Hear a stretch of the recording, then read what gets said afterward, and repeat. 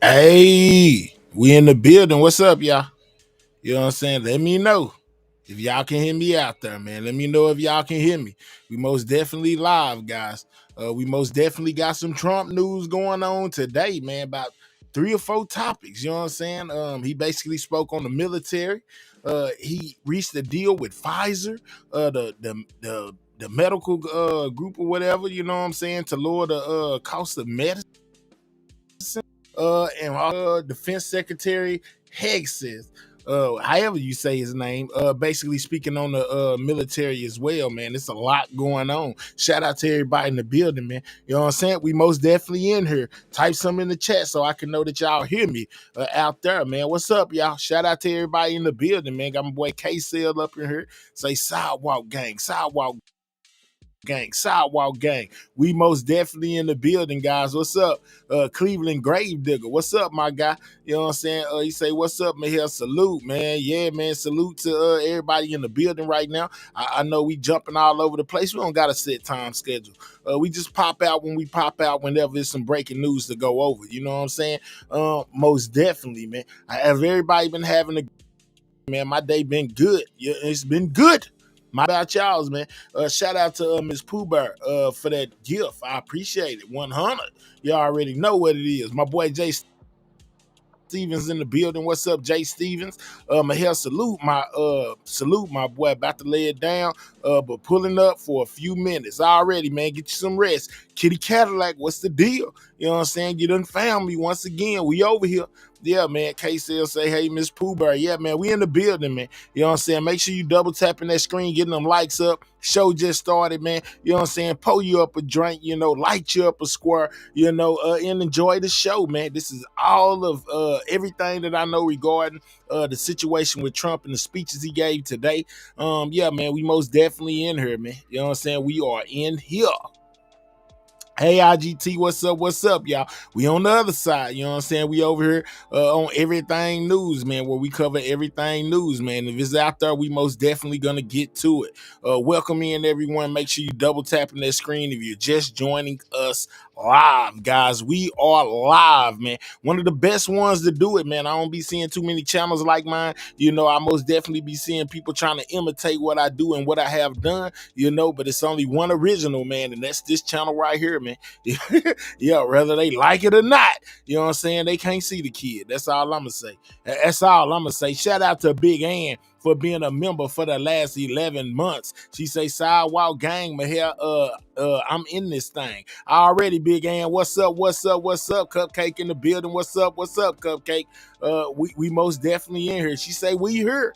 Absolutely, man. Make sure y'all double tapping that screen, man. They be trying to copy my moves. You know what I'm saying? One of the hottest channels on YouTube. Make sure you subscribe to the channel, man. We on the road to 50K, guys. Where should we start, man? Since we got people in the building, it's only right that we get it underway, man. Let's start over here with the medicine deal that Trump has finalized with Pfizer, guys. Yeah, man. He said that he was going to be knocking the price of medication all the way down, and I guess he's well on his way because they're saying that Trump and Pfizer have basically made a deal to lower these prices on medicine, guys. So let's get right to it. That's the first thing we're gonna get to. It's Trump and his deal he just made basically with Pfizer to lower the cost, of medication in the United States, man, for the people who need it, man. Let's jump right into it, man. Make sure you double tapping that screen. Most definitely getting those likes up. If you're new over here, subscribe to the channel, man. Subscribe. Life depended on it. We on the road to 50K. We at 48. You know what I'm saying? We need about 2,000 more subscribers, and we'll be in the game. I think it's 1,400. But let's get there, guys. Let's see what Trump is talking about, over here with this medicine deal that he says that he has made, guys. Let's go. Put all of that on us, and yet they were the beneficiaries too. So it's being changed as of today.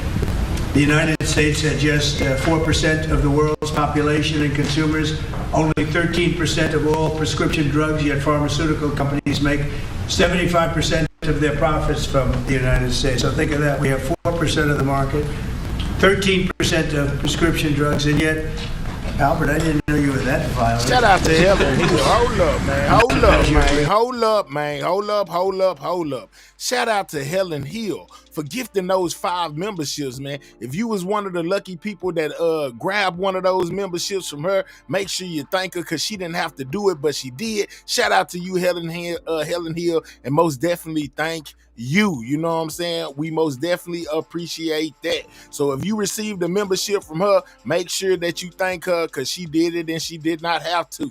You know what I'm saying? Shout out to everybody in the building, man. We most definitely here. Let's get back to it. Thank you, Helen. I'm getting better. No, he's doing the right thing. Thank you. And yet they make 75% of their profits from the American customers. So it's something. That's why I signed an executive order combating this practice, that we signed it very happily a little while ago. Today, Pfizer is committing, as will other drug companies as we go through the weeks.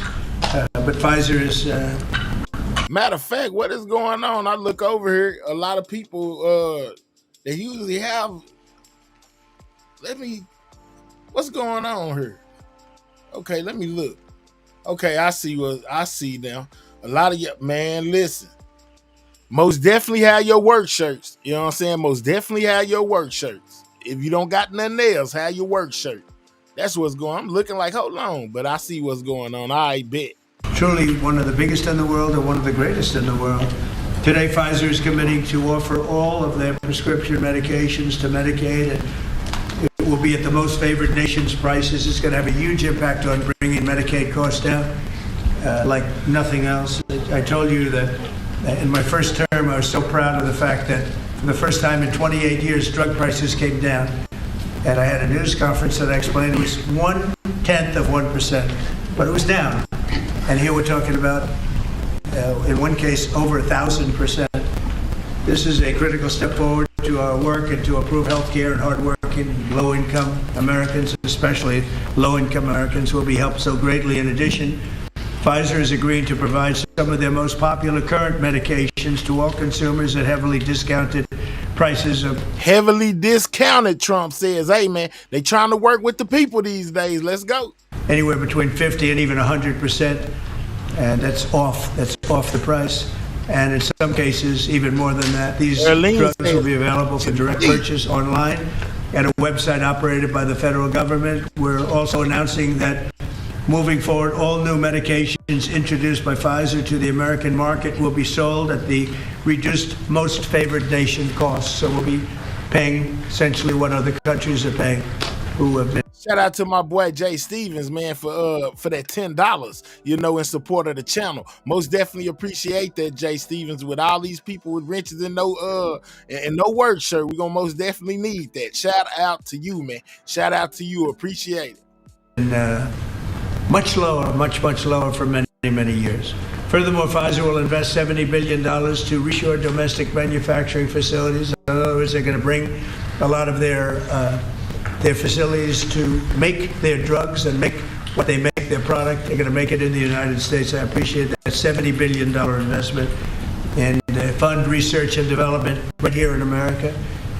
We're working with other major pharmaceutical companies to secure similar agreements. Everyone understands that the status quo where Americans pay more for drugs, prescription drugs, and they pay more than foreign countries who take advantage of us in many other ways, although not so many anymore. I think we've pretty well got that stopped, right? I think so. We've stopped that, but they took advantage of a lot of other precedents, that I can tell you. But we're making this pay to be very unacceptable, what they've done in the past. That's why my administration is also taking historic action to investigate the unfair and discriminatory trade practices of other countries that extort our pharmaceutical makers to shift costs onto the American consumer. They say, no, give us a price, a very low price, and just charge the American consumer, charge it to the U.S. Now, I guess Trump is keeping his word, guys, as far as lowering these medications. I don't know how y'all feel about it out there. Y'all talking about he a liar, but he's saying that basically they got it done, man. They have secured a deal with Pfizer, and they are offering to release some of their medications at an affordable level, guys. The United States is done subsidizing the health care of the rest of the world. It's a big thing. I can't tell you how big this is. And I was all set to go on the first term, but then you had the COVID and we had to focus on that. But I said I want. KT Road, don't judge a channel by what is presented, man. This is just for information. We're not for or against anybody. You know what I'm saying? Just know that. You know, we kind of in the middle. We report the news as it is from all angles. We're not for or against anybody, so don't put us in there. I want to get back here, so because you're talking about 14, 15, 1600% reductions in some cases. What's up, guys, man?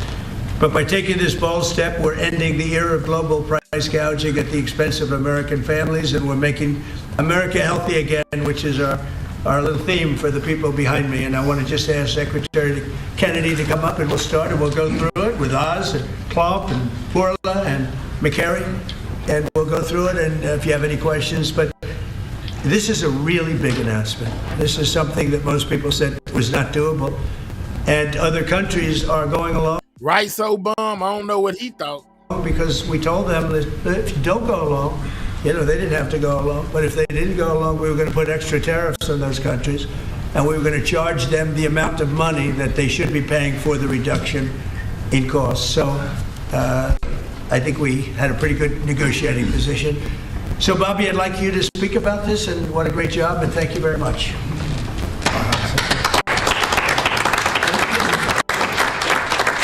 Oh, man, here you go again. Lord, have mercy, Jesus. We're going to bear with him, man, but I really, truly wish that he would get somebody else to read his speeches, man. By thanking a couple of people who aren't up here, Theo Merkel, Dr. Heidi Overton, who played key roles in this negotiation and helped make this happen. And also Inma Hernandez, who's not up here, but John Brooke and Chris Klomp, who were the people who are negotiating, in some cases, I think including last night, 24 hours without any sleep. This would not have happened without... Yeah, I know that the audio already be skipping. Some of y'all already know that, and have hit me to it. I've been trying to clean it up as best as I could. Nothing is seeming to work. But with him giving this speech, it's going to sound like it's extra skippy. It's not the skipping, man. It's him. President Trump's leadership. I told my son last night, we're all under secrecy about this, but I told my son late last night, a 27-year-old son, Connor, who's a very liberal Democrat, and I told him this was happening, and he just paused for a minute, and he said, "Thank you, Dad, I'm so proud of you." Because this is something Democrats have wanted for 20 years, Republicans have wanted for 20 years. Everybody said they're going to do it. Nobody has even taken a step towards doing it. And the reason was because it was such a daunting task. And, even all of the negotiators, you see, I also want to thank Howard Lutnick. This would not have happened without him. But even all of the negotiators here and all the people on both at HHS and at the White House team, all we could see was all the reasons that this couldn't happen. Everybody had tried. Nobody could make it happen. And it was President Trump alone who, with his doggedness, his persistence, he saw this clearly in a way that none of us other, in its most simplest terms. Why are we spending more on this country than any other country? Why are we spending 75% of the revenues that come to the pharmaceutical industry? We're doing all the research, and everybody else is riding on our slipstream. And President Trump, I would say, harangued and harassed us to make this happen. I was getting calls. And y'all please take time to double tap that screen, guys. Get the likes up or click those 3 dots to hit the like button. Most definitely that thumbs up, and subscribe to the channel if you're new. This is Trump and his team saying that they have reached an agreement with Pfizer to lower the medications in the U.S., guys. At 11:30, 12 o'clock at night. Oh, are you asleep? And you got to get MFN done. And at one point, Dr. Oz told me I can't take the president's calls anymore. I have a lot of reasons. My wife has a lot of reasons to say to me about different things that happen in my life. Doesn't that give you anxiety? And I say, I don't get anxiety. This gave me anxiety. Oh, thank you, President Trump. It would not have happened without you. This is real leadership. Is somebody a I president know who it. has a vision? I know it be choppy and a little staticky, y'all, but it's gonna be a little more choppy right now with him giving his speech because he sounds choppy in real life. I'm just saying, nothing against him. I'm just letting y'all know it's them, not me. and makes that vision happen. And I can't think of any other president of the United States who could have done this in our history. I'm very grateful to you. This is an extraordinary benefit. The American people, thank you for your vision, President Trump, your bold action, your unwavering commitment to health and well-being of the American people. Never has a president stood up so bravely for the American people with respect to health care. And by the way, I forgot to thank Albert Berle. Albert and I have had a long history of antipathy and antagonism toward each other. But I have to say his leadership in this took tremendous courage. And he really created a template for corporate responsibility, for putting public health ahead of his individual interests. So I'm very, very grateful to you for that, Albert. Under the leadership of President Trump, the U.S. government is now acting as a tough negotiator on behalf of the American people. Today is about fairness, it's about equality, it's about giving hope to those who are trying to stay healthy, who are managing illness, and who are fighting for their lives. We refuse to make the most vulnerable citizens continue to pay an unthinkable price for the world's pharmaceutical breakthroughs, which we pay for. This policy is a shield for the chronically ill who have carried the burden of high drug costs for far too long. It's a signal to every American family that we're finally putting their health and financial security first. And it sets a new standard, one that says we won't write blank checks to the drug industry any longer. No family should ever be forced to choose between filling a prescription and putting food on the table. Americans should not be gouged paying 300 or 400 or 1,000% more than people in other countries for the exact same drug, many times manufactured by in the same factory in New Jersey and sold in Great Britain for 1/10 the price that it's being sold for here. This weekend I was with some friends up in Martha's Vineyard, and an old friend, one of my oldest friends, his wife and daughter have a chronic disease. And that chronic disease last year cost $150,000 to treat.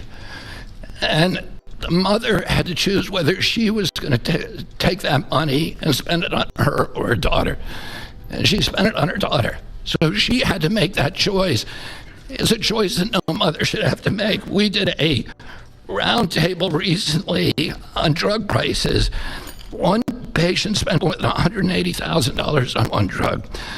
One cashed in all of her savings and worked 3 jobs to make ends meet. 180,000, good Lord, that's a lot of money to spend on medication. But I guess when you need it, you need it. Lord, how 180,000. Woo!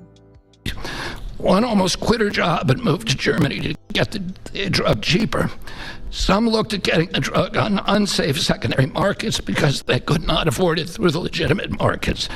Today, we begin to right that ship for the mother trying to help her child get better, for a grandmother at the pharmacy counter, and for millions of Americans who want to restore their health. Today is about another promise made by President Trump and another promise kept by President Trump to the American people. And it's only just the beginning. This is all thanks to your unwavering leadership, Mr. President. Thank you. Thank you very much. Thank you very much.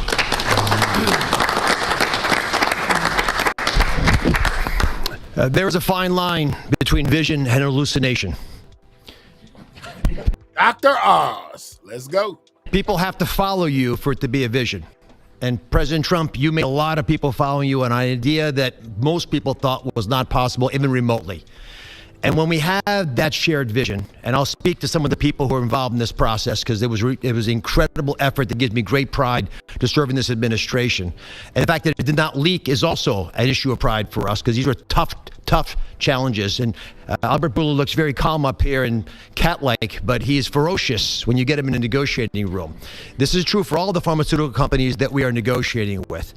And Secretary Kennedy, my son Oliver, who I told about this deal as we was walking over here, is a Republican. And you know what he said? thank you for making us proud. Because it's not just a Democratic problem, it's a Republican problem. This has not happened before. And it took a crusader like President Trump, with the support of Secretary Kennedy, Secretary Lutnick, I see the vice presidents here as well, just unwavering, dogged pursuit of change. And come on, guys, if you're somebody that's in the building, man, click those 3 dots, hit that thumbs up. We most definitely need to get these likes up. We ain't even reached 100 yet. Hit the like button and subscribe to the channel if you're new. And now I have to admit that I know the president has me on speed dial, and most of the time when he would call me, as Secretary Kennedy alluded to, it was about MFN, and he always had reasons why we needed to go faster and why people were being hurt today, because we're allowing the kinds of pricing that had been tolerated for so many decades in America. The time of the day didn't matter, the day of the week didn't matter, and that's how the president was functioning. This was such an important part of what he saw as his legacy, which is why it brings such pride to all of us up here, and many others to deliver it. And the laser focus that the president had on this, which he shared with me the day that I was nominated, that he nominated me for this position, and has reminded me frequently since, made it a top priority for us as well at CMS. Now, to do this, you have to have tactics, not just vision, but tactics. And the first tactic the president shared was to introduce me to Albert Bourla. He took us to dinner with Secretary Kennedy, and he argued, and he's a great deal maker, as you know, that if you're going to make a deal of this scope, of this nature, you need trust. So the president lit the kindling. He got the embers going, but he needed us to nurture that beginning of a fire so they would blaze into what today we can announce as the grand deal, one of the greatest ever, certainly in the space of pharmaceuticals. I gained to respect Albert, and I'll tell you why in particular.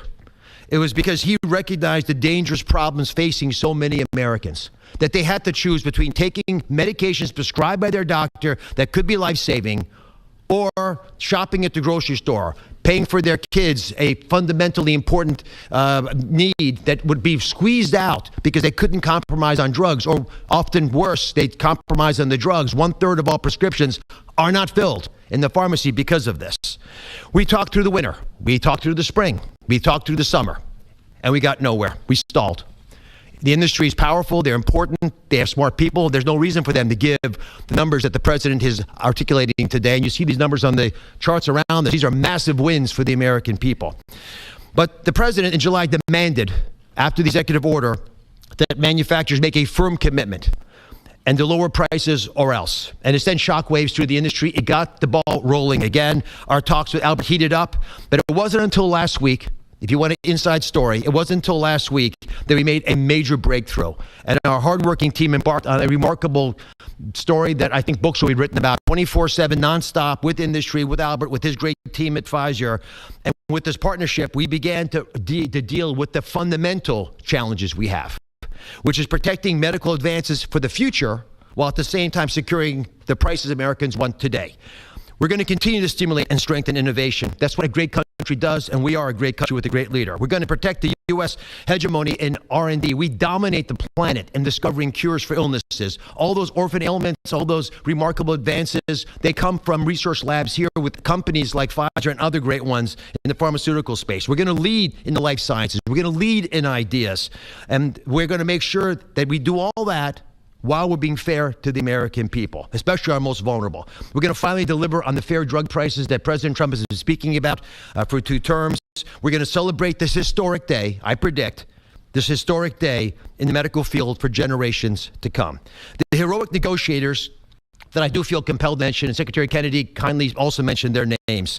Some of them can't be in here because they're busy negotiating future deals. Inma Hernandez-Delso, John Brooks, who's a deputy administrator of mine, Theo Merkel, who is in the back and tall and hard to miss with DPC, and Corey Enslin with the same group, did a spectacular job, and Don Dempsey at OMB. Just wonderful human beings, worked tirelessly to get this done. We were able to secure this first MFN deal, and the president touched on this, but we have much more to come. You'll be hearing breaking news from the president for the rest of the fall. And Mr. President, these brilliant minds are here because of you. Now, I don't want to just pay homage to this. I want to actually speak this a little bit. The passion to protect the American people brings top-tier Americans into the government. We've created a powerful administration with the president's leadership, an administration of winners. people get things done. They see the generational opportunity to fix the biggest problems our nation faces. And the person who led this negotiation, Chris Klump, embodies this seal.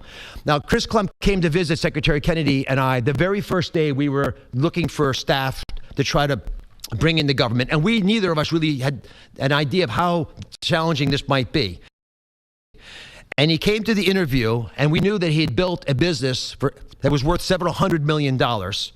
And the secretary, very poker-faced as he tends to be, looked at him and said, "Are you willing to give it all up and move your family to Washington?" A young family, 4 young children, beautiful wife. One day I'm gonna figure out how to stop this skipping, guys. We most definitely need to get these likes up, though. Get the likes up, y'all. What we doing? We got like 700 people in the building. Only got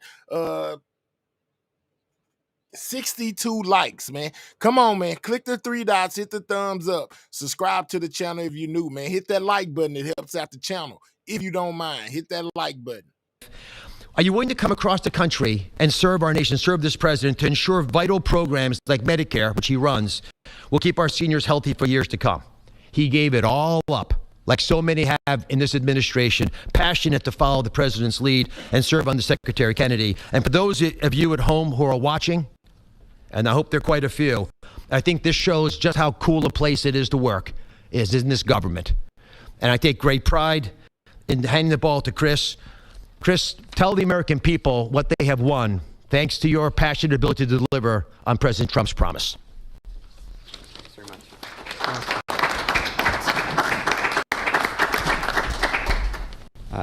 Thank you, Mr. President. You have enabled something that as recently as last night, nearly everyone has said was impossible. And Secretary Kennedy and Administrator Oz, thank you for having trust in us as a negotiating team to drive this forward on behalf of the American people. It is an absolute honor and privilege. And Mr. Borla, to you and to the team at Pfizer, you have taken a step that I think few appreciate, requires a level of courage to change something that for decades administrations have tried. And there was no incentive rationally for you to do, and yet you've done it because you recognize the opportunity to align your economic interest with the social interest of the American people, and we are grateful. Today is historic, as has been discussed. This is a major win in the battle for affordable health care and affordable drugs. As the president said, on average, we pay nearly 3 times what the rest of the wealthy world pays for branded pharmaceuticals. And yet we drive more than 50% of global R&D, 50% of revenues, nearly 70% of profits.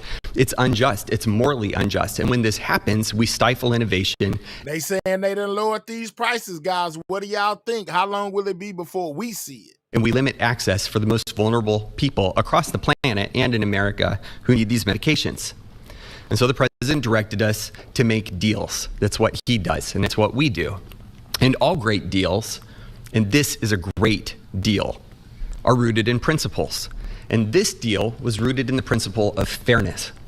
Now, the president could have directed us to go to the poorest country on the planet and find the cheapest price for every single drug and bring that back to the United States and use the might of the government to insist that that's the price we pay. And that might have worked, actually, for just a little bit. But very quickly, it would have utterly destroyed innovation in pharmaceuticals. It would have destroyed American primacy in building life-saving medications. There are nearly 20,000 known diseases on the planet. We have treatments or cures for far fewer than 10% of them. So that would have been a bad strategy, and it would have limited access to those who need those medications the most. But he didn't call for that. He didn't call for 50% lower than the lowest price on the planet. What he called for was fairness. And that's a powerful principle, because we all grow up wanting to be on the right side of fair. And it allowed us to do what has not been done before, which is to call on manufacturers and ask them to be fair, and allows us to go to countries and ask them to pay their fair share in the battle against global disease. And that is the unlock for this great deal. Now, it's my privilege to talk just for a few minutes about the details of the deal. First, let's start with the definition of MFN. What do we mean by that? This is not made-up list prices that have often been quoted in prior administrations, stuffed with fees and rebates. We're talking about we start at net prices, after fees, after rebates, the prices people actually pay here, the prices people actually pay in other wealthy countries. We then index to a basket of countries, wealthy countries, across the world. and we go drug by drug, and we look for the lowest price, and that becomes the starting point for what an MFN price is in the United States. And then we've built this principles of fairness on 5 key pillars, as we've talked about. Number 1, as has been discussed, direct access for patients at TrumpRx, which is a site soon to be launched, available often at full MFN and always at lower prices than currently available. This is bypassing middlemen. It increases transparency. In many instances, prices are 80% lower than they are today. No more Canadian detours to purchase drugs more inexpensively at our neighbor. You do it from home, you do it a click. This is American ingenuity outsmarting the system. Number 2, the president was very clear to us and directed us to ensure that we secured the lowest prices for the most vulnerable Americans, those who are served by Medicaid. So we focused there first. So Pfizer will be putting virtually all of its portfolio of drugs at MFN prices available to Medicaid in the near future. This safeguards the program. This ensures that this program lives as a lifeline without undue burden on the taxpayer for those who need it most, for our vulnerable Americans whom we are charged morally to care for. The third principle is about future-proofing fairness. This is the idea that Pfizer has committed, as are other manufacturers, that they will not launch a new drug for commercial, Medicare, Medicaid, or cash pay markets at a price that is higher than the other wealthy world. Now, they are free to price their drugs wherever they want. These are not price caps. These are not price controls. They can price however they'd like. We're simply asking them, and they are committing not to undercut us in other countries. This is an essential principle. This allows us to retrain other countries to appropriately value innovation for their citizens, to appropriately understand what fair share means, to contribute global R&D. This allows us not to compromise access for those who need it most. And this is a powerful commitment. The fourth principle is around shared savings. As our commerce colleagues and as our U.S. trade representative colleagues succeed in encouraging other countries to pay more for existing medications, a portion of that will go to fund additional R&D. And a portion of that will repatriate back to the United States to offset prices, lower prices further for Americans on those existing drugs. And the fifth principle, as discussed, with hats off to Secretary Lutnick and Ambassador Jameson Greer from U.S. Trade, is about Pfizer committing to onshore 100% of the value of all imports that it currently imports to the United States, thus ensuring that we seal our great American resurgence. If you're watching this right now and you have been looking for evidence that this is a president who knows and cares about you, who is fighting for you, who is fighting for every American, this is Exhibit A. This is not an empty promise. It's not platitudes. It's not lacking a plan. These are hard contracts with teeth, lowering prices now that we will all feel. These are the most significant, historical, substantive, mathematically quantified price reductions in the history of our country and modern-day pharmaceuticals. I cannot thank you enough for your leadership in enabling this to happen. It is an absolute Shout out to Vic for that $2. Appreciate you, big dog. Appreciate you. pleasure. The president has showed us that the impossible can be achieved, and that is what's happened today. God bless America. With that in mind,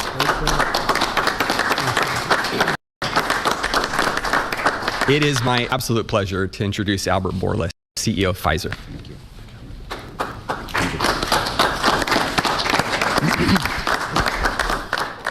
Mr. President, what an honor to be here today in this office to announce a landmark agreement. I think it's an historic day. Is this the coolest office? He has a beautiful office, but the Oval is the coolest. Right? What do you think? I think by far. And I have seen other presidents' offices. There's nothing like that. Yeah, it's good office. Yeah. So it's an historic day because I think today we are turning the tide and we are reversing an unfair situation. For years, other rich nations refused to pay the fair share for the medical innovation. And as a result, Americans had to assume disproportional cost on their shoulders. This situation, we all knew, is not sustainable. This situation is a situation that many wanted to change, but no one could. This is changing today with this agreement. In July, the president sent to me and other heads of pharmaceutical companies a letter. Yeah, I heard him say it's about to change, guys. They most definitely have reached a deal. And over there, he articulated 4 specific requests. These requests, it was obvious to us, were designed to lower drug cost in the America in different ways, each one of them. And altogether, holistically, to have synergistic effect in the impact that that will have in the US healthcare cost and patients. With this deal that we signed today, we satisfied all 4 of President's requests, all 4. The big winner of this deal clearly will be the American patient. There is no doubt about it. They are the ones that will see significant impact in their ability to buy medicines. But I would argue that it is not the only winner. I think who else is a winner here? It is American innovation and American economy. In our industry, we had 2 major overhangs that have substantially reduced our valuations and create concerns for us in our ability to invest.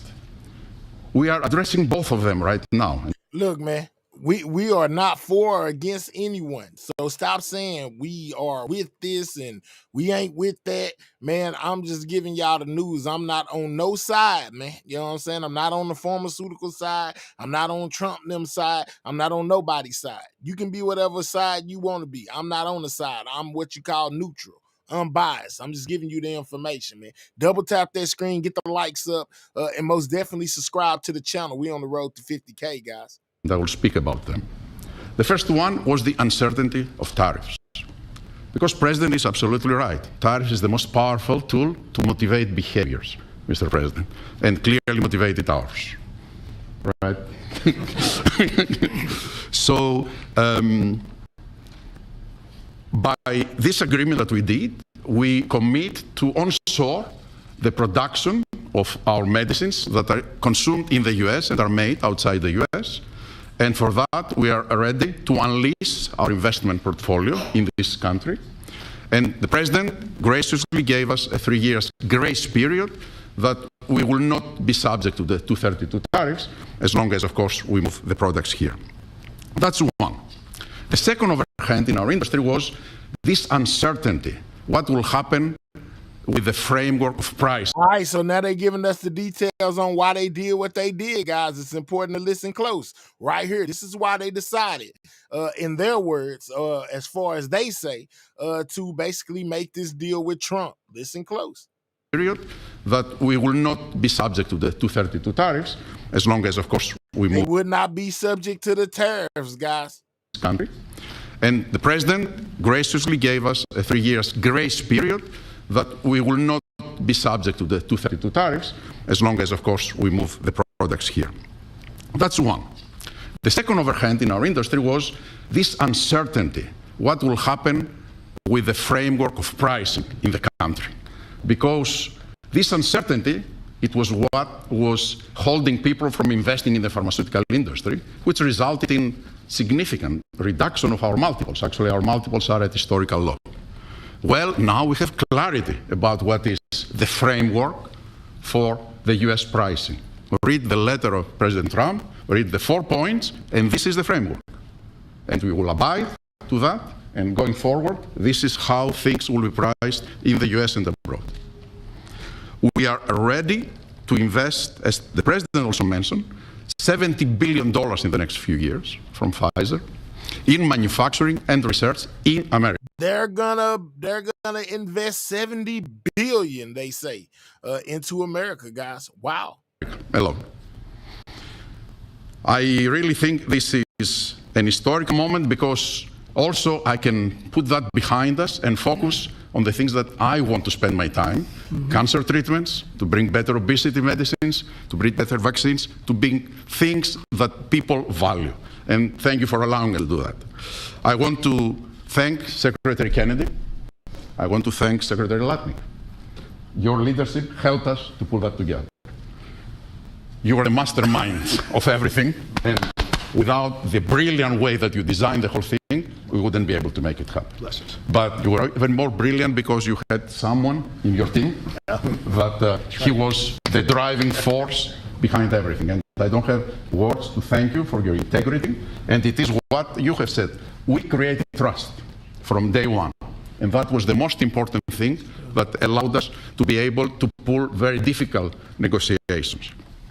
Of course, also I want to thank the U.S. trade representative, who is also heavily engaged, and he's probably the first trade representative that I have seen that cares about our industry and cares to do something about unfair situations out there, but more than anyone else. Mr. President, I want to thank you, Thank you very much. For your leadership and, frankly, for your friendship.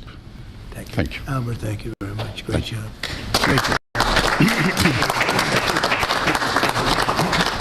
Thank you, Mr. President. The growth of drug spending, that is, the increase in drug pricing, is the fastest and biggest increasing area of healthcare spending. So today's announcement has incredible implications for healthcare spending in the United States.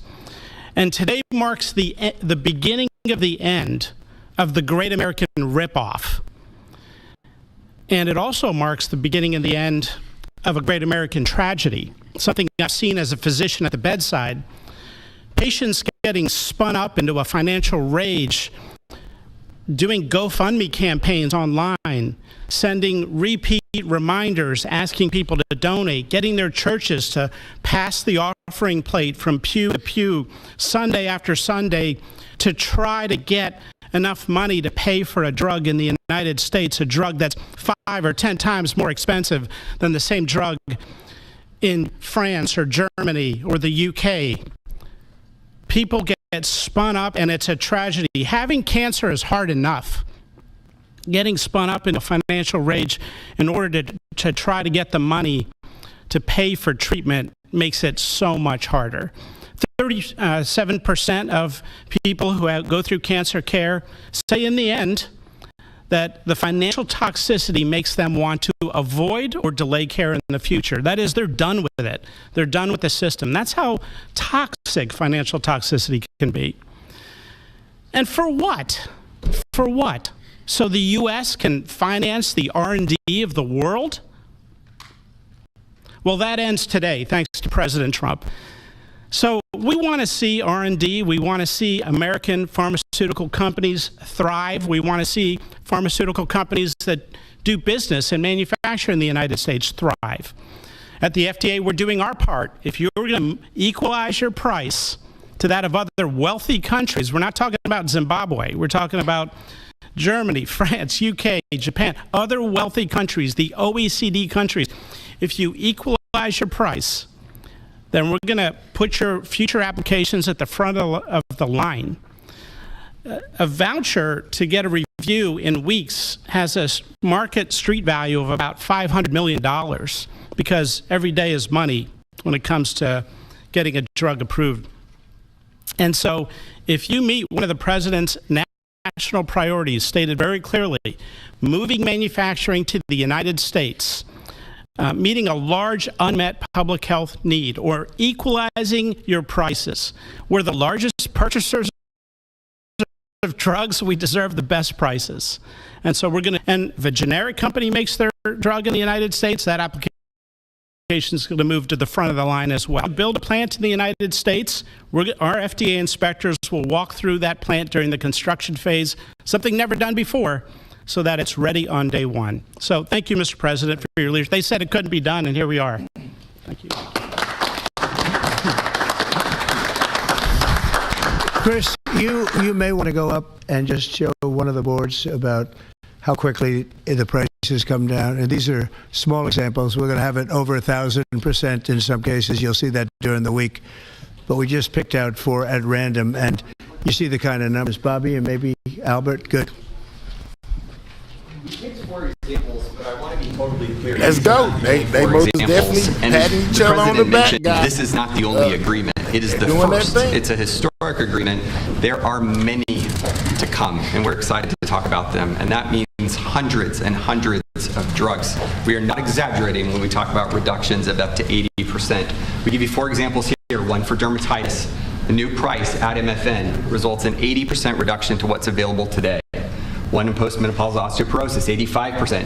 Migraines that affect so many Americans, 50% reductions. Rheumatoid arthritis, something my own mother struggled with, 40% reductions.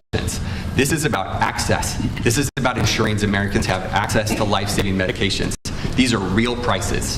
These are net prices. They're not made up. They're not funny numbers. Thank you very much, sir. Incredible. We've been standing here talking about the Make America Healthy Again a lot lately, and I think our meeting. Can y'all hear everything? Can y'all hear everything? Let me know if y'all can hear every good like this. The other day was excellent on a thing called Tylenol. That was a very important meeting. I think that was a very important meeting. And this, in terms of pricing, I think it's going to be great for Medicare, Medicaid, Social Security. It's going to be great for everything because your medicine costs are coming way down.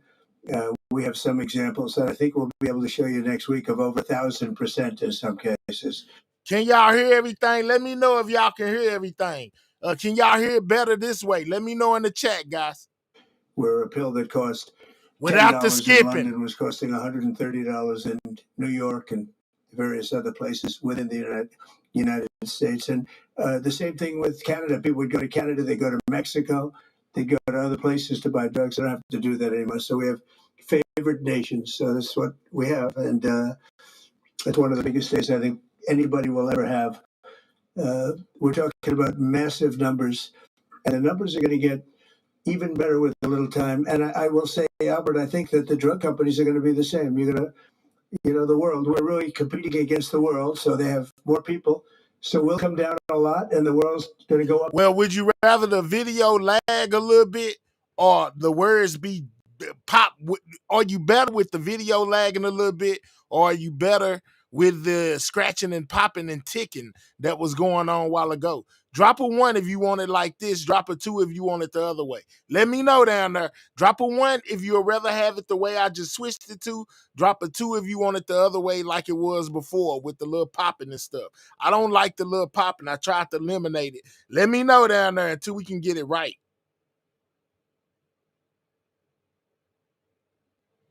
Hey, say skipping a little now. Well, that might just be from my mic because, well, it might be from the mic too. You're right. I'm just trying to, man, look, I hate that popping. I hate that popping. Oh, God, I hate that popping. 1 says, leave it the way it is now. 2 is for the other way. 1 for this way, 2 for the other way. Let me know. I see a bunch of 1s. Somebody said release the Epstein files. Man, y'all is big on these Epstein files. Y'all may not never get them. Yes, bad, and you just shut up and continue the video. Dang, see it, you about to get up out of here, dog. You better watch out. Better watch out before you get evicted. All right, we're going to do it like this. Let's go. A little bit, and the end result is you're going to, I think, do the same business pretty much. Maybe you'll figure out a way to do more business, I think. No, but I think the drug companies, we're going to come down a lot. The U.S. will come down a lot. The world, many more people, is going to go up a little bit, and it equalized, and it's a great tribute. And I want to thank everybody up here. JD, thank you for all of your help too, and Howard, great, really great job. Thank you all very much. Do you have any questions? How about we focus on this? It's so big. Let's focus on this. Mr. President, please give us a time. Mr. President, first of all, this kind of goes along with your America First campaign promise for lowering healthcare costs. On a day that it seems like we're going into a government shutdown led by Democrats on the premise of providing health benefits to illegals, this seems to your move here is a stark contrast to that. Could the same principles that you did today apply to health insurance to maybe lower the cost of health insurance when Americans are kind of struggling with that? We're working on just that little different group, but we're working on just that. It could, I don't know to this extent. We have a pill, one pill in particular we're going to show you next week. It sells for $10 in other countries and $137 in the U.S. And that's coming down now to probably $15 or $18. They'll go up to 18. I think that's pretty much right, Albert.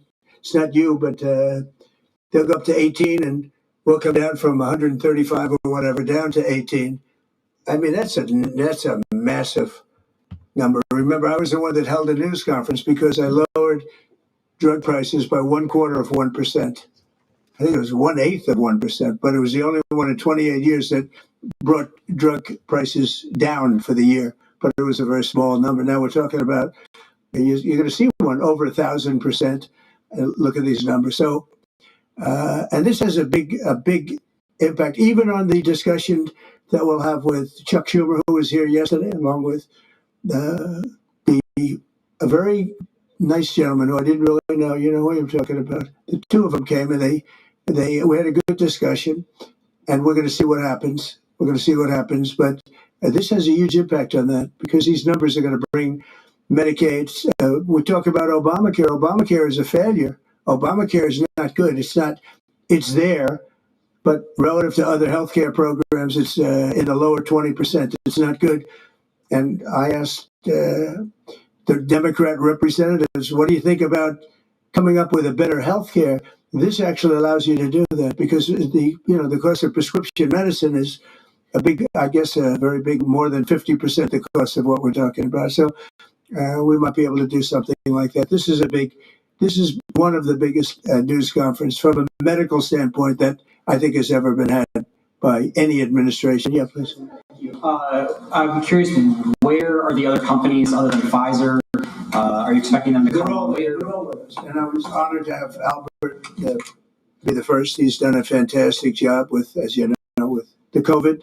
He did a fantastic job with a lot of things. He's a leader, and Pfizer is right at the top. You know, it's there. Eli Lilly has been fantastic also, your friend, my friend. And they're all coming in over the next week. We're making deals with all of them. And I said, if we don't make a deal, then we're going to tariff them an extra 5, 6, 7, 8%, whatever the difference is, and we'll take it that way. So we took away the advantage by the fact that we have tariffs. We took away the advantage that they would have of just saying no, and we couldn't do anything about it. If they do that, what we do is we put a tariff on them of an equivalent amount, and we take it that way. And nobody wants to play that game. So they're going to be, they're all going to be good. We didn't have to mention that to Albert. Well, maybe I whispered it to him very slightly. You know, we had to give ourselves a little bit of an advantage. But no, but the tariffs played a big role because they know that's what's going to happen. You mentioned the tariff, the exemption of the 232s, but can you share a time to that 232 investigation? Let Howard answer that question, please. Sure. So while we're negotiating the peace, we're going to let them play out these negotiations because they are the most important thing to American people. So we are standing by. The driver of the 232 outcomes is our HHS team because, I mean, look what they've accomplished today. So we are on their side helping them, but that is the model that's going to drive. And you have to understand, Albert's spending $70 billion that he wouldn't be spending because of the tariffs, let's say, and other reasons. I think like the winter of November 5th, in all fairness, but because of the tariffs. And that wouldn't happen. He's not going to pay any tariffs because when he moves here, there are no tariffs. So he won't be paying tariffs. That's the beauty of it. If you move here, there are no tariffs. And we have over $17 trillion, Albert. So you believe these numbers? So Biden had less than $1 trillion for 4 years. We have over 17 trillion for essentially 8 months. Pretty amazing. When will prices come down, Mr. President? When can Immediately. They'll start coming down. Drug prices? Well, they'll be starting immediately. Yeah. President, can you speak to what impact you think this reduction in drug prices will have on midterms coming up? I think it's going to have a huge. I said, if we can pull this off before midterms, I've wanted to do it from the beginning, from my first day in first term. And we were doing so well. We had the greatest economy we've ever had. Everything was good. And Thank you, Dominique. We're ready to do this, which is complex and big. It's big. It's a big change. But what happened is COVID came, and we focused on COVID. We focused on COVID very hard with Albert, with the other companies, with everybody. Regeneron was a great thing. You know, we did a lot of therapeutics that were fantastic. And so we focused on that. And I said, if I pull this off again, the first thing I'm going to do, and you know, we've been working on this for 8 months. It's a very big deal. This is a big shock to the system. But it's not as much as I said. They're going to go up. The world is going to go up a little bit. We're going to come down a lot. But now it's fair. we're going to be paying the same thing. Yeah. President Trump, in his first term, when you cut the price of insulin, Biden later came in, he tried to steal credit for that. Do you worry that the Democrats are going to try to steal credit for these historic cuts? I really appreciate your question because I did. I cut the price of insulin down to $35. And the problem is with many of these things, in this case, it's going to be pretty quick, but oftentimes you'll do something medically because of the process, and it won't be seen for 2 or 3 years.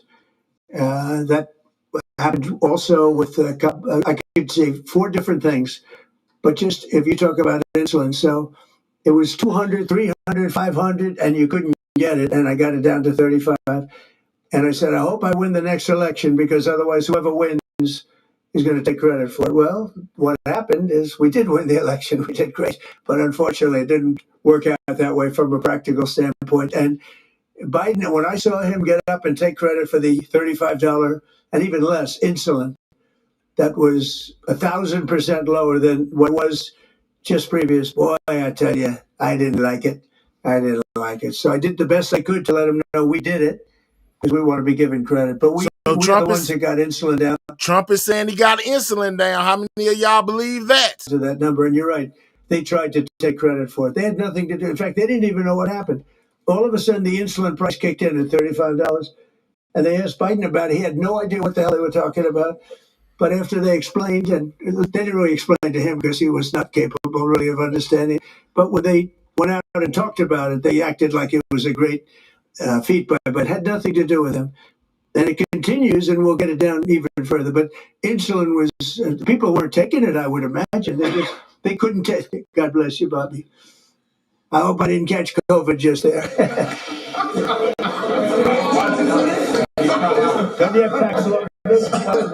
Leave it to Trump to crack a joke. You know what I'm saying? Next, they'll be talking about they sneezed something that was detrimental to his life on him right there, allegedly. I'm just saying. He said he hope he didn't catch the seat, man. Lord have mercy, man. But hey, they say they have reached a deal with Pfizer. He's got Paxlovid. Give me a Paxlovid immediately.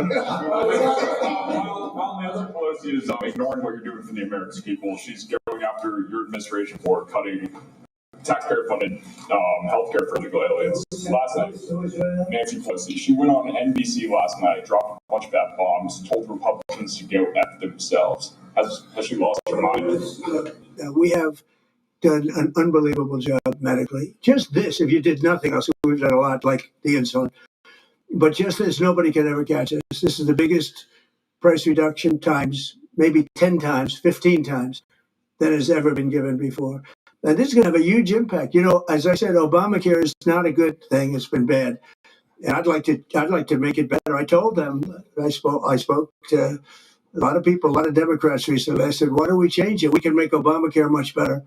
We could come up with a new system that would be much better, less expensive for the people and better. This is maybe the biggest breakthrough because, you know, when you're talking about the prescription drugs, that's a big part of it. So we're going to look, this is prescription, but we're going to be looking at that. We can come up and through this whole thing, you know, because I don't know, we'll probably have a shutdown because one of the things they want to do is they want to give incredible Medicare, the Cadillac Medicare to illegal immigrants. And what that does is it keeps them coming into our country, and like they do in California. And no country can afford that. No country. And we have the border stopped up. We have it closed. We have nobody for 4 months. Zero people came in. That wasn't me. That's me by the authorities who happen to be liberally oriented. But just think of that. We have people offering health care to people all over the world that they can't afford to pay. And that's the Democrats. And what happens, what that does is it brings people into the country because they want to come in for the health care. But no country can afford it, and they can't afford it. So we cannot allow them to charge tremendous amounts of money for health care for people that aren't even citizens. And in many cases, they come in from prisons, jails, and mental institutions. And we can't let that happen. So we have a big fight over that. We have a fight over open borders. They still want open borders. We're having a fight over men and women's sports, if you believe it. You would have thought they would have learned that's not a good issue. I agree there should be no men in women's sports. That's just my opinion. That's my view. I do agree with Trump there. There should be no men in women's sports and no women in men's sports. I'm just saying. And we have a fight in transgenders, It transgender got to be fair all the way around the board. for everybody. And that, when you talk medically, that's a lot of money too. That's a lot. Those operations are bad. So those things are also being discussed right now. I mean, can you imagine we're actually talking about open borders, and we now have a great border and we have a great country. Our country was dead 1 year ago. Now we have the hottest country anywhere in the world. Big difference. Yeah. What does it say about the state of the Democrat Party when they have a 33% favorability rating on average in recent months, and they're willing to shut down the government over healthcare? They are shutting it down. We're not shutting it down. We don't want to. Because it's a fact that men are physically stronger than women, type situation. That's science right there. So when you ask me how is that fair, yeah, man, put the men against the men and the women against the women, not women against men or man against woman. I just think that's what I mean by it should be fair as far as men against men and women against women when it comes to sports. That's just my view, man. I'm just saying. You don't have to agree with me. You're entitled to agree, to feel however you feel. That's just my personal opinion. Shut down because we have the greatest period of time ever. I told you we have $17 trillion being invested. So the last person that wants it shut down is us. Now, with that being said, we can do things during the shutdown that are irreversible, that are bad for them and irreversible by them, like cutting vast numbers of people out, cutting things that they like, cutting programs that they like. Gio, I am whatever you think I am. You know what I'm saying? I am whatever you think I am. That's the way I look at it, bro. That's my opinion. You're entitled to yours. I'm entitled to mine. Thank you, Libra, for that gift. Most definitely appreciate it. Look, everybody, this is America. Over here where I'm at, I'm in America. I'm most definitely able to think and view things the way that I think about things and view things, and you are able to think about and view the way that you view things. This is the way I feel about it, man. That's how I always felt, and that's how I feel, man. I most definitely wouldn't want my daughter going up against no man in any sport, and that's just me. I'm just saying. And you all know Russell Vogt. He's become very popular recently because he can trim the budget to a level that you couldn't do any other way. So they're taking a risk by having a shutdown because of the shutdown, we can do things medically and other ways, including benefits. We can cut large numbers of people. We don't want to do that, but we don't want fraud, waste, and abuse. And, we're cutting that. But they want to have illegal aliens come into our country and get massive health care at the cost to everybody else. And we don't have it. And that's I would say, the number one reason. Put it like this. Put Layla Ali against Mike Tyson. Who you think gonna win? I'm just saying. That they want to strike is to get illegal immigrants health care. And Gavin Newsom wants that too in California. Put one of the best WNBA players against LeBron James. Who you think gonna win? I'm just saying. And it's destroying California. We can't have that. We're not going to let it happen. Do you have a plan for dealing with drug companies that are responding to MFN only by raising prices overseas as opposed to lowering prices? No, they're responding. I understand that question very well, but they're responding by lowering prices. They're helped by lowering prices. There's a price at which they can't sell, and they're helped by lowering prices. In the case of Albert and in the case of Eli Lilly, the fact is our prices are coming down massively. You see, that's just a few of the basics, but they're coming down much more than that with many drugs, and over 1,000%. Think of that, over 1,000% reduction. And we'll show you that next week because we have some of them on the board next week where you have over 1,000% price reduction. Now, what's going to happen is you're going to have the market will kick in. This way, the market kicks in. The other way was just basically it was just a form of control. You were stifling the market. Yeah. Is a shutdown inevitable? And how would you describe the negotiations with Democrats yesterday? Are more meetings scheduled? So nothing is inevitable, but I would say it's probably likely because they want to give healthcare to illegal immigrants, which will destroy healthcare for everybody else in our country. And I didn't see them bend even a little bit when I said we can't do that. Okay? Can I ask a question of Dr. Oz and Mr. Oz? If there is no deal reached on the Obamacare subsidies with the Democrats, is there anything that CMS can do to lower those, to mitigate the increases of those Obamacare subsidies? Not really, but we have time. We have time to the end of the year to make the changes. I know the president is evaluating, but we should have a clean, continuing resolution, get past this budget process as it has happened so many times, and allow the president and leadership some freedom to be able to put some good ideas in front of. If you don't mind, man, take time to hit that like button, guys. Click those 3 dots, hit that thumbs up. Brad, you better have hit the like button already, or we gonna get you up out of here. I'm watching to see if you don't hit the like button. You don't hit it, you know what I'm saying? We're gonna mass deport you right up out this chat, sir. With yo, I don't want nobody to have their own opinion looking self. Everybody gotta agree with me, or they're all stupid, as you say. Man, look, bro, everybody's entitled to their own opinion, dog. The legislative bodies. Mr. President, undocumented immigrants We actually do have time for that. are not eligible for the health care subsidies that Democrats are demanding. So can you clarify, what are you talking about when you say Democrats want to protect their health care? So when an illegal person comes in, a person who came into our country illegally, therefore breaking the law, and look, we all have big hearts. I have a bigger heart than you do. They're all breaking the law, and they're coming into our country, and we just, as a country, cannot afford to take care of millions of people who have broken the law coming in. We want them to come into our country, but we want them to come in legally. Now we have a strong border, very strong border, thanks to Christie and Tom Homan and the whole group. They've done an amazing job at the border. I mean, we had a border that was reckless. We had a border that was a disaster. They were coming in by the millions. I say 25 million people. You're saying less, but I say 25 million people came in illegally.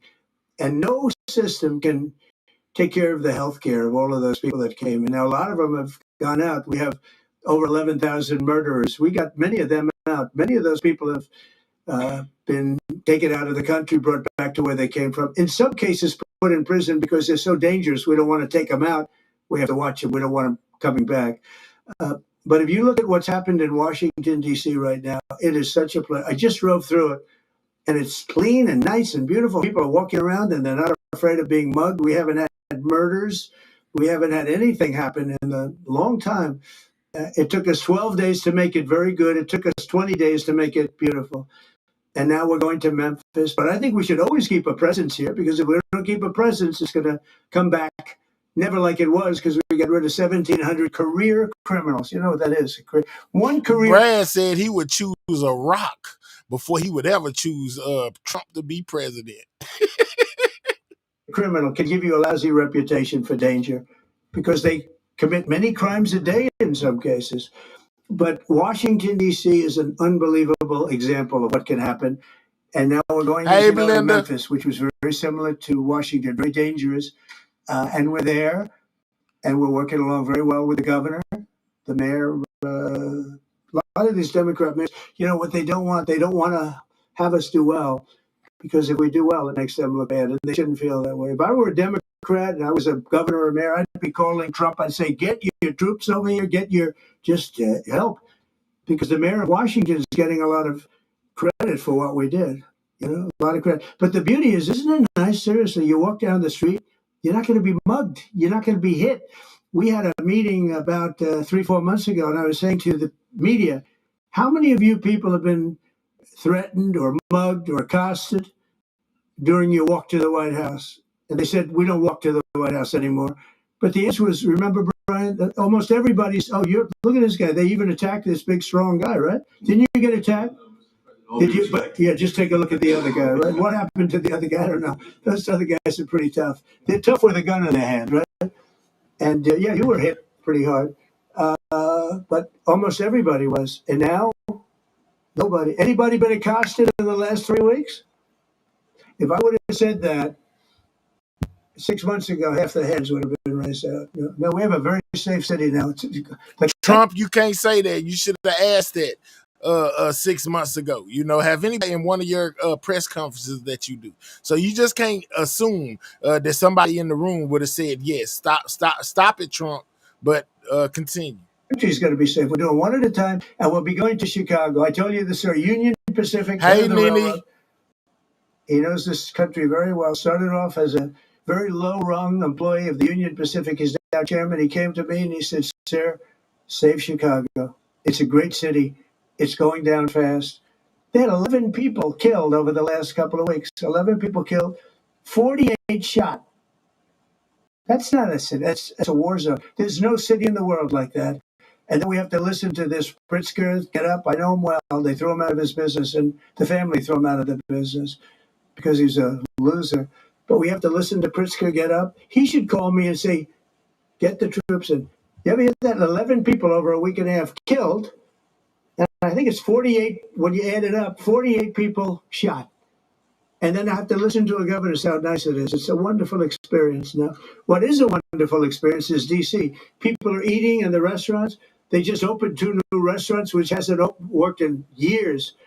And we had it pretty good 4 years ago. We were just getting ready to do this, but we did it right. And, you know, we have a big victory in the Supreme Court. It's called merit. And so that includes the military. Our soldiers, do you see what they look like? These guys, they look like serious soldiers. They weren't playing games, and they went in there and they did a fantastic job. And Washington, D.C. is now a beautiful, safe city. The restaurants are... They always ask Trump questions about everything but what he be talking about at first. Now we wail over here with the National Guard in D.C. when we should be talking about medicine. Driving, the people are walking down the street holding their husband or their boyfriend's hand, and they're not worried about being raped or mugged or shot at. And it's been an amazing thing. And we'll do that in every city. We'll do them sort of one at a time. We'll do a couple at a time. And we have a tremendous force because, as you know, in recruitment numbers, when we put out 2 years ago, when Biden would put out recruitment, nobody would join. Nobody wanted to be in the military. Nobody wanted to be police. It was just announced this morning. You probably saw my speech over with the military, with the generals, admirals. Record numbers of people signing up for the Navy, the Army, Air Force, Marines, Coast Guard, Space Force. I was Space Force. That was my baby. But we have record numbers of people signing up, and that includes police department, fire department. So, you know, it's been an amazing thing. Well, we're going to have another meeting next week on this. We have another great company coming in, similar kind of numbers. But we're going to show you some 1,000% drops in prices. There's never been anything like this in the history of medicine, and it's an honor. And Albert, I want to thank you, and I want to thank everybody behind me because you are a great team. We have a great team. Everybody says you have a great cabinet. It's a great team. So thank you, Bobby. Thank you very much. Thank you, everybody. All right. So that was pretty much it from Trump. Speaking on him making a deal with Pfizer, guys, to lower medication in America, man. I've seen a lot of y'all out there saying hogwash. We don't believe it. Trump is a liar, man. I seen so much stuff, it would make your head spin, guys.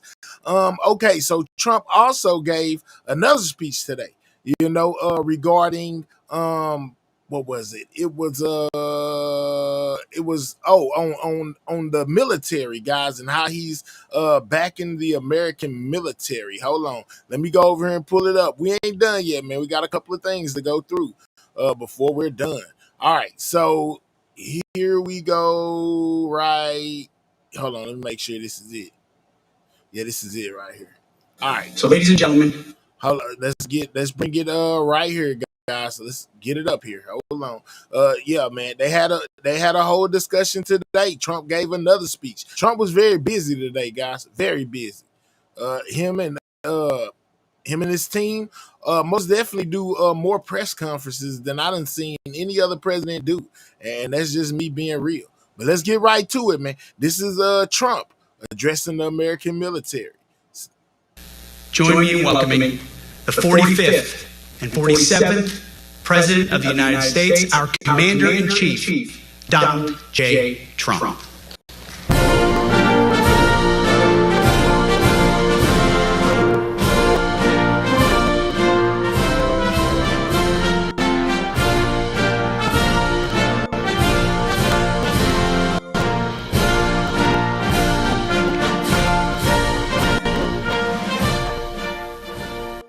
Thank you very much, Pete. Great job you're doing, too. Fantastic job. I've never walked into a room so silent before. This is very... Don't laugh, don't laugh. You're not allowed to do that. You know what? Just have a good time. And if you want to applaud, you applaud. And if you want to do anything you want, you can do anything you want. And the noise that you hear, the little that ain't from me this time. This is actually from whatever camera they're using and audio they're using there to record this. So I'm just letting y'all know. You don't like what I'm saying, you can leave the room. Of course, there goes your rank, there goes your future. But you just feel nice and loose, okay? Because we're all on the same team. And I was told that, sir, you won't hear a murmur in the room. I said, we got to loosen these guys up a little bit. So you just have a good time. But I want to thank Secretary Hegseth and General Kane, General Raisin Kane for a reason they call him that. When I heard his name, I said, you're the guy I'm looking for.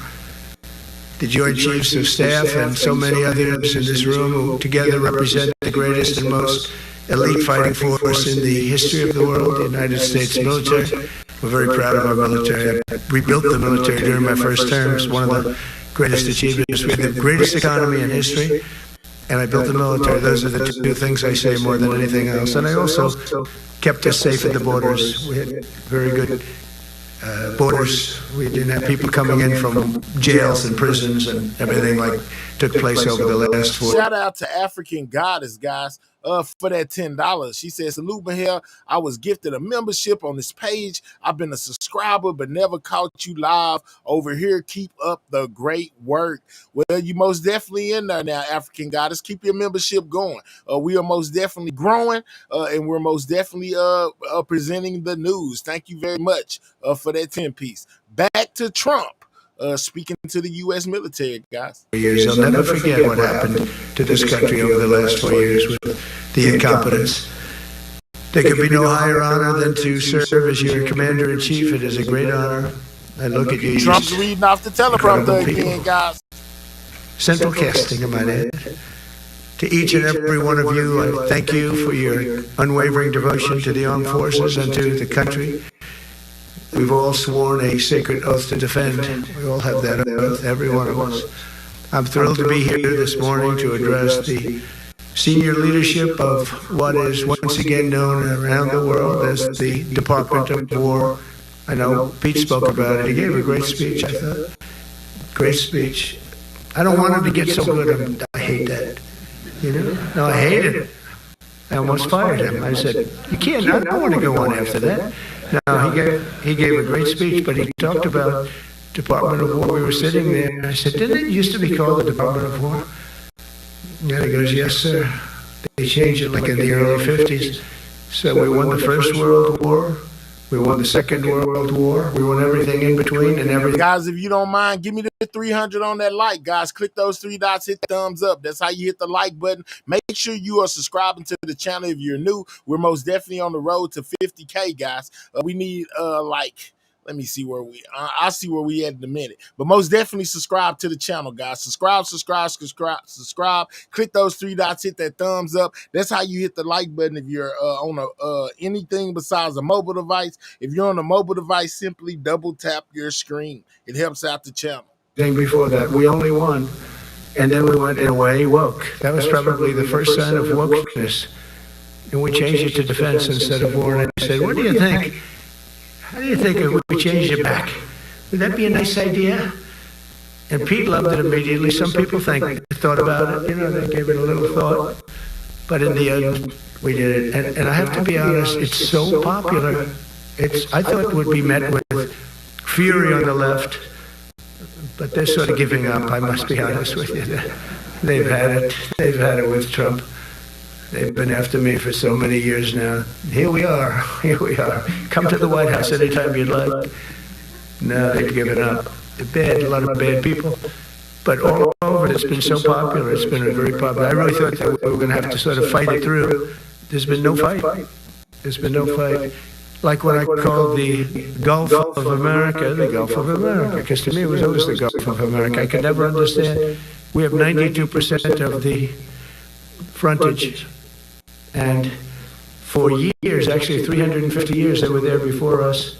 It was called the Gulf of Mexico. I just had this idea. I'm looking at a map. I'm saying, we have most of the frontage. Why is it Gulf of Mexico? Why isn't it the Gulf of America? And I made this change, and it went smoothly. I mean, we had a couple of fake news outlets that refused to make the change. There you go with the fake news. One of them, AP, took us to court, and we won. And the judge, who was a somewhat liberal judge, said the name is the Gulf of America, because AP refused to call it the Gulf of America. They wrote, they're not a good outfit, by the way. They call it the Gulf of Mexico. I said, no, the Gulf of America is the name. And the judge actually said that, in fact, you can't even go into the room because what you're doing is not appropriate. The name is the Gulf of America. Google Maps changed the name. Everybody did, but AP wouldn't, and then we won in court. How about that? Isn't it so cool? The Secretary Hex has beautifully It's the Gulf of described America the now. name change reflects far more than the shift in branding. It's really a historic reassertion of our purpose and our identity and our pride. That's when we go with the word war. And you know, we want war because we want to have no wars, but you have to be there, and you know, sometimes you have to do it. I have settled so many wars since we're here. We're here almost 9 months, and I've settled 7, and yesterday we might have settled the biggest of them all, although I don't know. Pakistan, India was very big. Both nuclear powers, I settled that.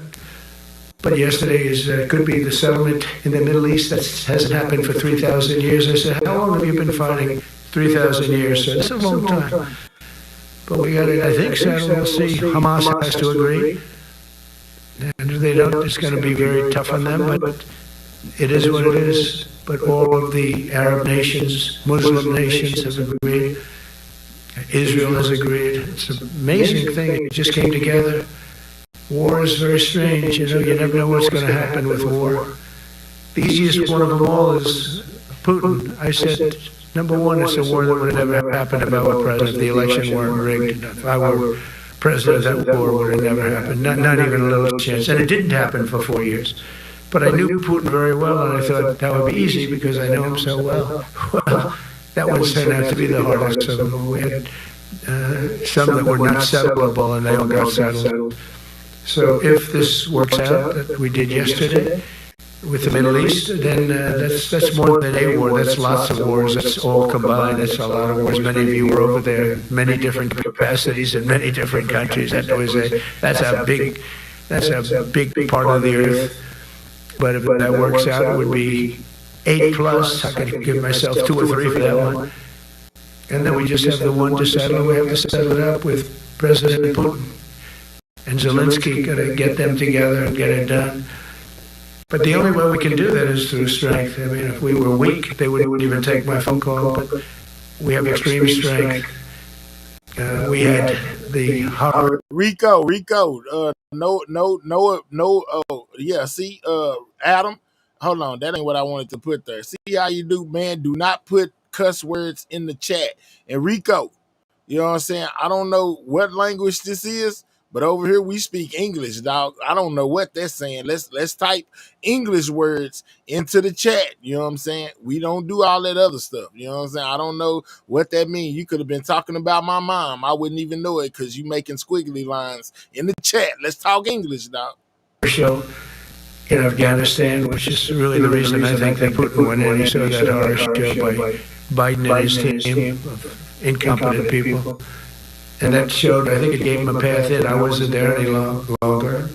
I watched that, and it was so horrible. I think it was the most embarrassing day in the history of our country. And now we're back. That's it. We're not going to have any of that crap happen, I can tell you. That was terrible, so terrible. Together we're reawakening the warrior spirit, and this is a spirit that won and built this nation, and from the cavalry that tamed the Great Plains to the ferocious, unyielding power of Patton, Bradley, the great General Douglas MacArthur. These are all great men in this effort. We're a team. Let's get likes to 300, guys. We need 16 more likes. Click those 3 dots, hit that thumbs up. If you're on any kind of device other than a mobile device, you can even do it on your mobile device. Or if you're on a mobile device, simply double tap your screen. That's how you hit the like button, guys. Make sure that you are subscribing to the channel if you're new. We're on the road to 50K, guys. And so my message to you is very simple. I am with you. I support you. And as president, I have your backs 100%. You'll never see me even waver a little bit. It's the way it is. And that includes our great police officers and firemen and all of these people that are doing so well. Together over the next few years, we're going to make our military stronger, tougher, faster, fiercer, and more powerful than it has ever been before. I rebuilt our nuclear, as you probably know, but we'll upgrade that also and just hope we never have to use it. We have to hope we never have to use it, because the power of that is so incredible. I see things, I don't think they'd show it to you. I really want to show it to you. But when you see the result of what's left, you never want to use that. Never, never, ever. We were a little bit threatened by Russia recently, and I sent a submarine, nuclear submarine, the most lethal weapon ever made. Number one, you can't detect it. There's no way. We're 25 years ahead of Russia and China in submarines. Russia's actually second in submarines. China's third, but they're coming up. They're coming up. They're way lower in nuclear too, but in 5 years they'll be equal. They're coming up. And you don't have to be that good with nuclear. You could have 1/20th what you have now and still do the damage that would be, that'd be so horrendous. But I announced that, based on his mention of nuclear, and it was really a stupid person that works for him mentioned the word nuclear, I moved a submarine or two, I won't say about the two, over to the coast of Russia, just to be careful, because we can't let people throw around that word. I call it the N-word. There are two N-words, and you can't use either of them. You can't use either Well, they say of them. Trump lying. Lord have mercy. Frankly, What's up, Tam? if it does get to use, we have more than anybody else. We have better, we have newer, but it's something we don't ever want to even have to think about. But when somebody mentions it, that submarine started immediately thereafter. 7 more likes to 300, And guys. it's just lurking, but I'm sure we're not going to have to use it. But it's an amazing, it's undetectable, totally. Ours is, theirs are totally detectable. We can detect them easily. We go right to the spot.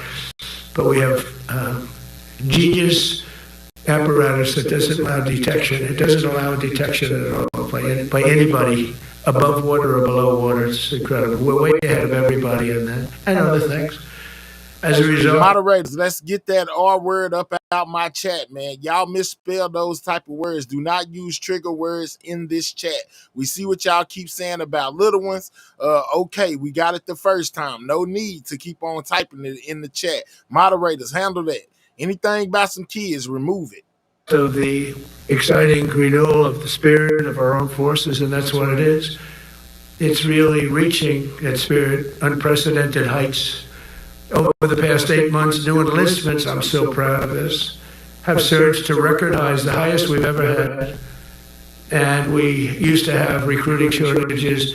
If you remember, about a year and a half ago, I was at the beginning stage of a campaign, and things came out that you couldn't get people to join the armed forces. And by the way, the police also. Fire department, I always put the fire department in because they're great. They're great. And I got 95% of their vote, too. That helps. When you get 95% of their vote, you always have to mention them. But they're great. And they're brave. In our inner cities, which we're going to be talking about, because it's a big part of war now. It's a big part of war. But the firemen go up on ladders, and you have people shooting at them while they're up on ladders. I don't even know if anybody heard that. And I said, don't talk about it much, but I think you have to. Our firemen are incredible. They're up on one of these ladders that goes way up to the sky, rescuing people, and you have animals shooting at them. All right, KC. Shooting bullets at firemen that are way up in death territory. You fall off that ladder, it's over. It's over. They don't even have to inspect you when you hit the ground. And you have people shooting bullets at them in some of these inner cities. We're not going to let that happen. So I always mention the firemen because that's actually a big problem we have. They are unbelievable. Like you, they're unbelievable people. For the first time on record in 2025, the Navy, Air Force, and Space Force all met or surpassed their recruiting goals 3 months early. That never happened before. And the Army did even better. Congratulations, Army. Y'all crazy. They met everything, and these were the highest standards because we're making it larger. So these were much higher standards than you had 4 years ago, 3 years ago during the Sleepy Joe Biden era. And the Army did it 4 months early. And you remember, a year and a half ago, they said the big stories that were way behind with the Army, Air Force, the Navy, the Marines, were way behind, Coast Guard, and even Space Force. I love Space Force because that was my creation. You know, when you create something, I love it. And the people we put in there were good. I got Y'all that. see at the Charlie Kirk funeral where him and Elon Musk seem to have settled their differences while he's talking about space. I thought that was wild. They were shaking hands and smiling. Looked like they buried the hatchet, guys. Right, we put in great people initially, and we really dominated. We really dominated that sphere. Now, we were way behind China and Russia, and now we dominate. Space Force turned out to be a very important thing. I said from the beginning, you know, when Biden came into office, he wanted to terminate it. He said, and this thing called Space Force, so we could get rid of that. And he got hammered by the people in this room for even suggesting it. It's very important, one of the most important. And as time goes by, it'll get more and more important. But we're now at 106% of our recruiting targets for the year, and that's the best in far more than a generation. And for the Marines, morale is so strong that the Marine Corps will meet its 2026 retention targets before the end of October, which never happens. And that's the earliest it's ever happened in the history of our country. And it makes you feel good, you know. I felt guilty. I'd go make a speech in front of never people like you. You are the leaders. But people, soldiers. And I felt embarrassed because there'd be stories about, you know, we couldn't fill up our Army, Navy, Air Force. We couldn't fill them up. And it was headlines. It was during Biden's 4 years. The auto pen, I call it the auto pen. It's how would you like to have your thing signed by an auto pen? You know, when I have a general and I have to sign for a general because we have beautiful paper, the gorgeous paper. I said throw a little more gold on it, they deserve it. I want the A paper, not the D paper. We used to sign a piece of garbage. I said, this man's going to be a general right here. I don't want to use this. I want to use the big, beautiful, firm paper. I want to use the real gold writing when you talk about the position, and they're beautiful. And, but how would you like to have that where some kid sitting in the back office is having it signed with an auto pen? I thought about it, and I thought about you people first, admirals, generals. I said, somebody works his whole life. He gets into maybe the academies or wherever, but however you got there, and you go through years of work, and now you become an admiral or a general or whatever. And when you do, the President of the United States signs your commission, as you know, and that commission is beautifully displayed. And I sign it. Actually, I love my signature. I really do. Everyone loves my signature. But I sign it very proudly, and I always think to myself, how can you have an auto pen sign this? It's just so disrespectful. To me, it's just totally disrespectful.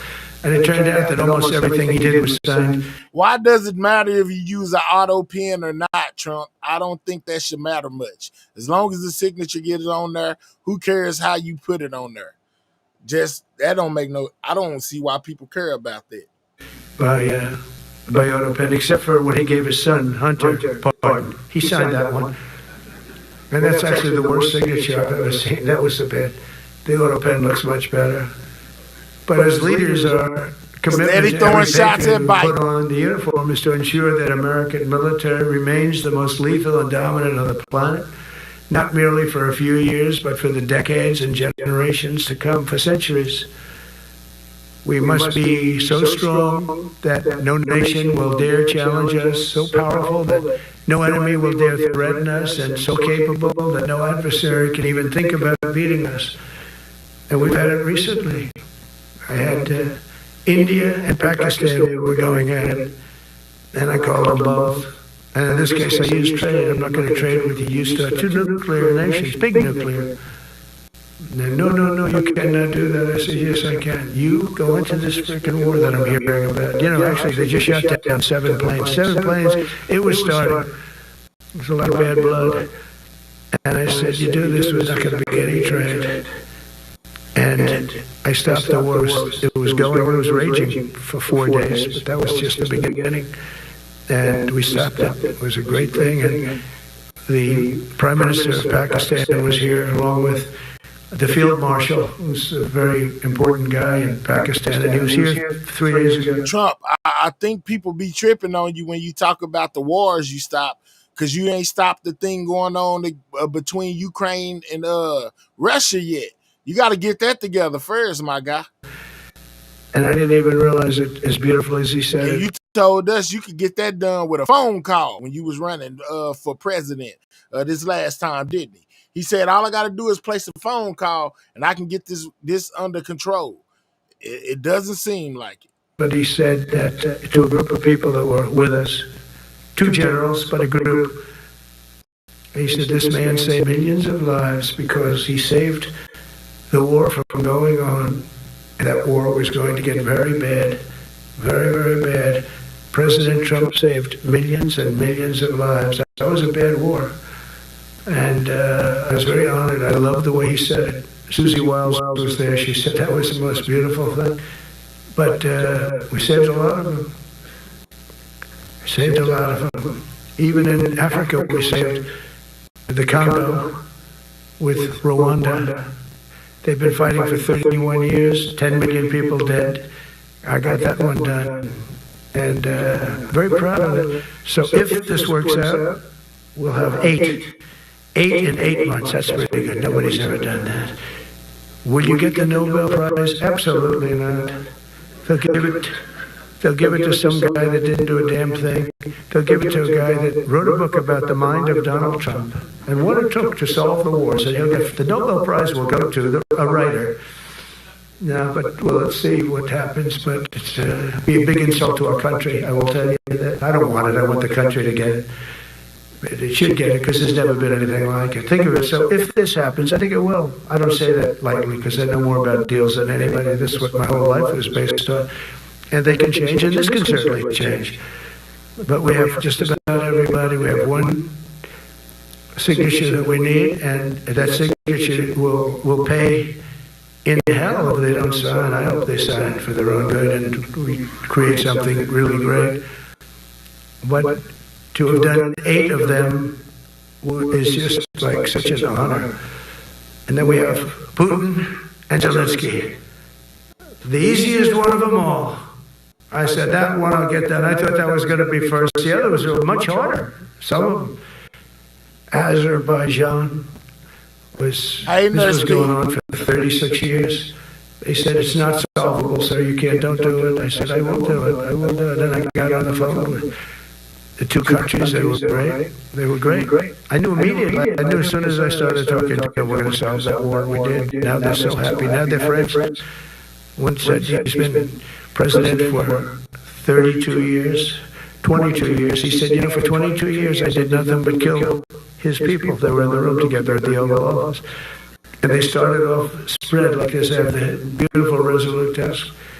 And one was here, and one was here. You couldn't get further away. That's the furthest I've ever seen 2 people in front of me.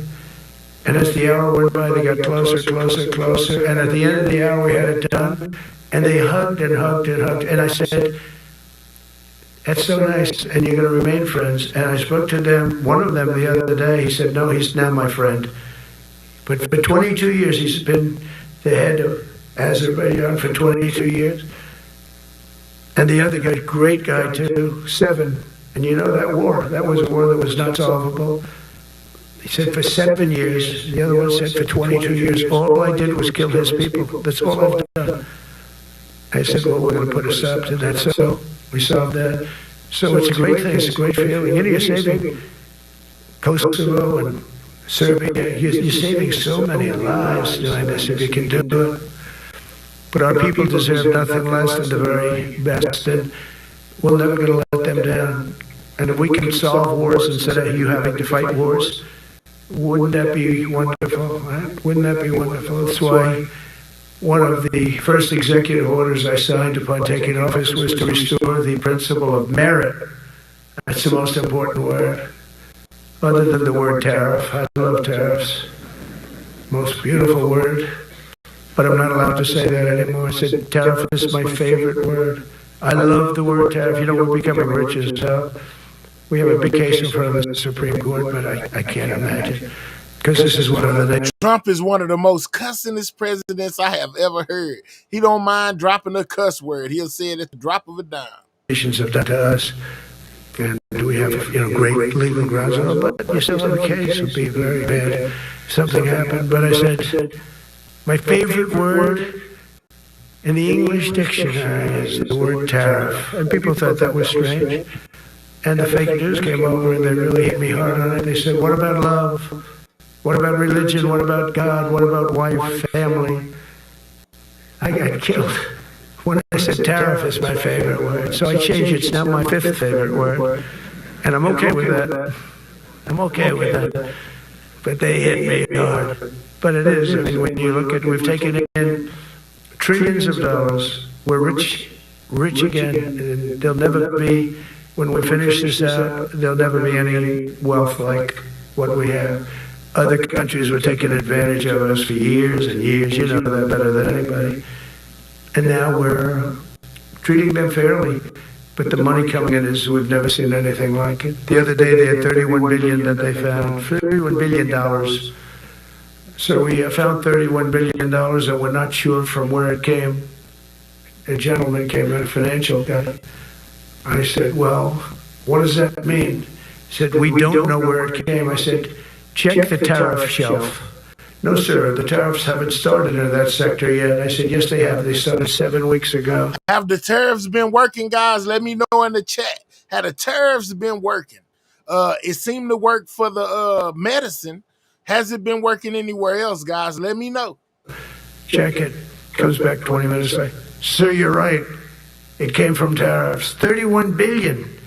That's enough to buy a lot of battleships, Admiral, to use an old term. I think we should maybe start thinking about battleships, by the way. You know, we have a Secretary of the Navy. He came to me, because I look at the Iowa out in California, and I look at different ships, the old pictures. I used to watch Victory at Sea. I love Victory at Sea. Look at these admirals. It's got to be your all-time in black and white. And I look at those ships. They came with the destroyers alongside of them, and man, nothing was going to stop. They were 20 deep, and they were in a straight line, and there was nothing going to stop them. And we actually talked about, those ships. Some people would say, no, that's old technology. I don't know. I don't think it's old technology when you look at those guns. But it's something we're actually considering, the concept of battleship. Nice 6-inch side, solid steel, not aluminum that melts if it looks at a missile coming at it. Starts melting as the missile's about 2 miles away. Now those ships, they said no, the tariffs never worked. Let's go. Make them that way anymore, but you look at it and your secretary likes it, and I'm sort of open to it. And bullets are a lot less expensive than missiles. A lot of reasons. I should take a vote, but I'm afraid to take that vote because I may get voted out on that one. But I tell you, it's something we're seriously considering. There were powers. There were big powers. They were just about as mean and scary as you could be. And so we're looking at that. One of the biggest cases that we won was the decision of the United States Supreme Court to allow us to proceed on the word merit. So those two words are right up there.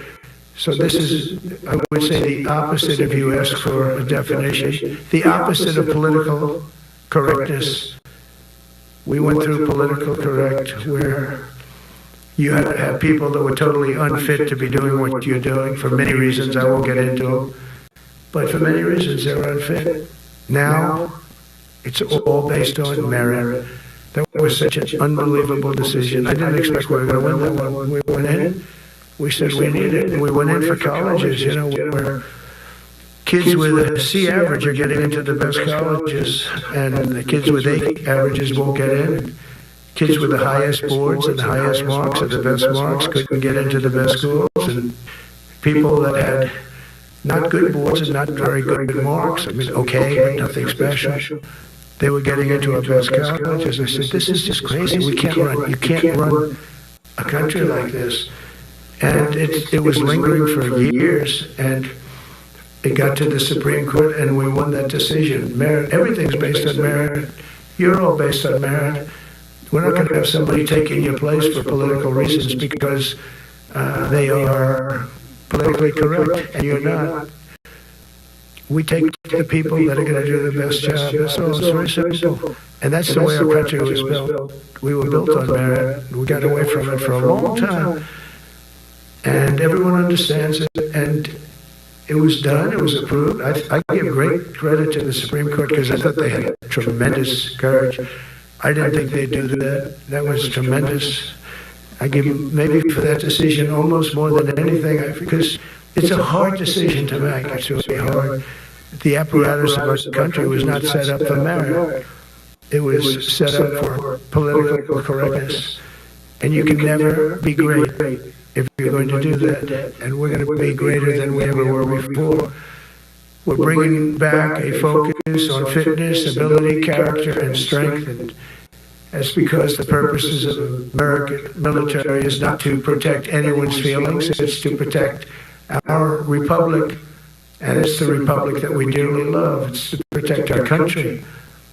We will not be politically correct when it comes to defending American freedom. And we will be a fighting and winning machine. We want to fight, we want to win, and we want to fight as little as possible. You have to count on people like me to keep you out of wars because we don't want to go into wars. Many of the wars that I just told you about, we could have entered those wars and settled them in a different way, lose a lot of our troops.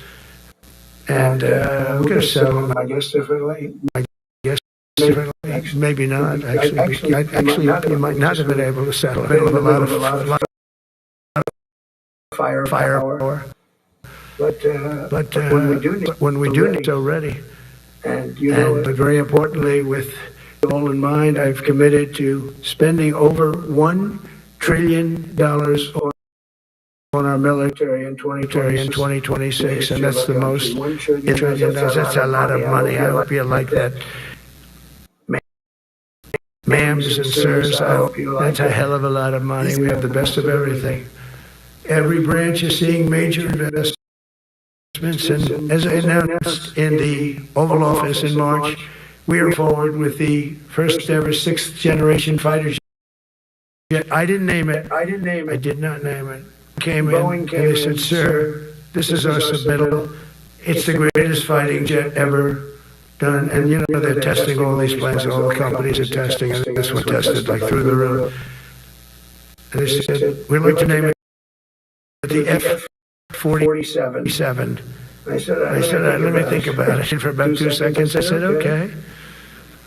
You know, that means 47 and 47. So I'm 45, 46, and 47, yeah, if you think about it. I just don't want the credit for 46. I don't want to have their open borders, and people coming in from all over the world, including jails and mental institutes. I don't want that on my record, but I like having it. We're investing tens of billions of dollars in modernizing our nuclear deterrence capabilities like never before. And we've begun construction on what we call the Golden Dome missile defense shield. It'll be the most sophisticated in the world. You watched it do well until they had some problems at the end with a little bit of a lack of ammunition, defensive ammunition, but they've got that taken care of. But I tell you, it's what we're doing is so good, and we deserve it. You know, we help other countries with it. We don't have it ourselves. And Canada called me a couple of weeks ago. They want to be part of it. To which I said, well, why don't you just join our country? You become 51, become the 51st state, and you get it for free.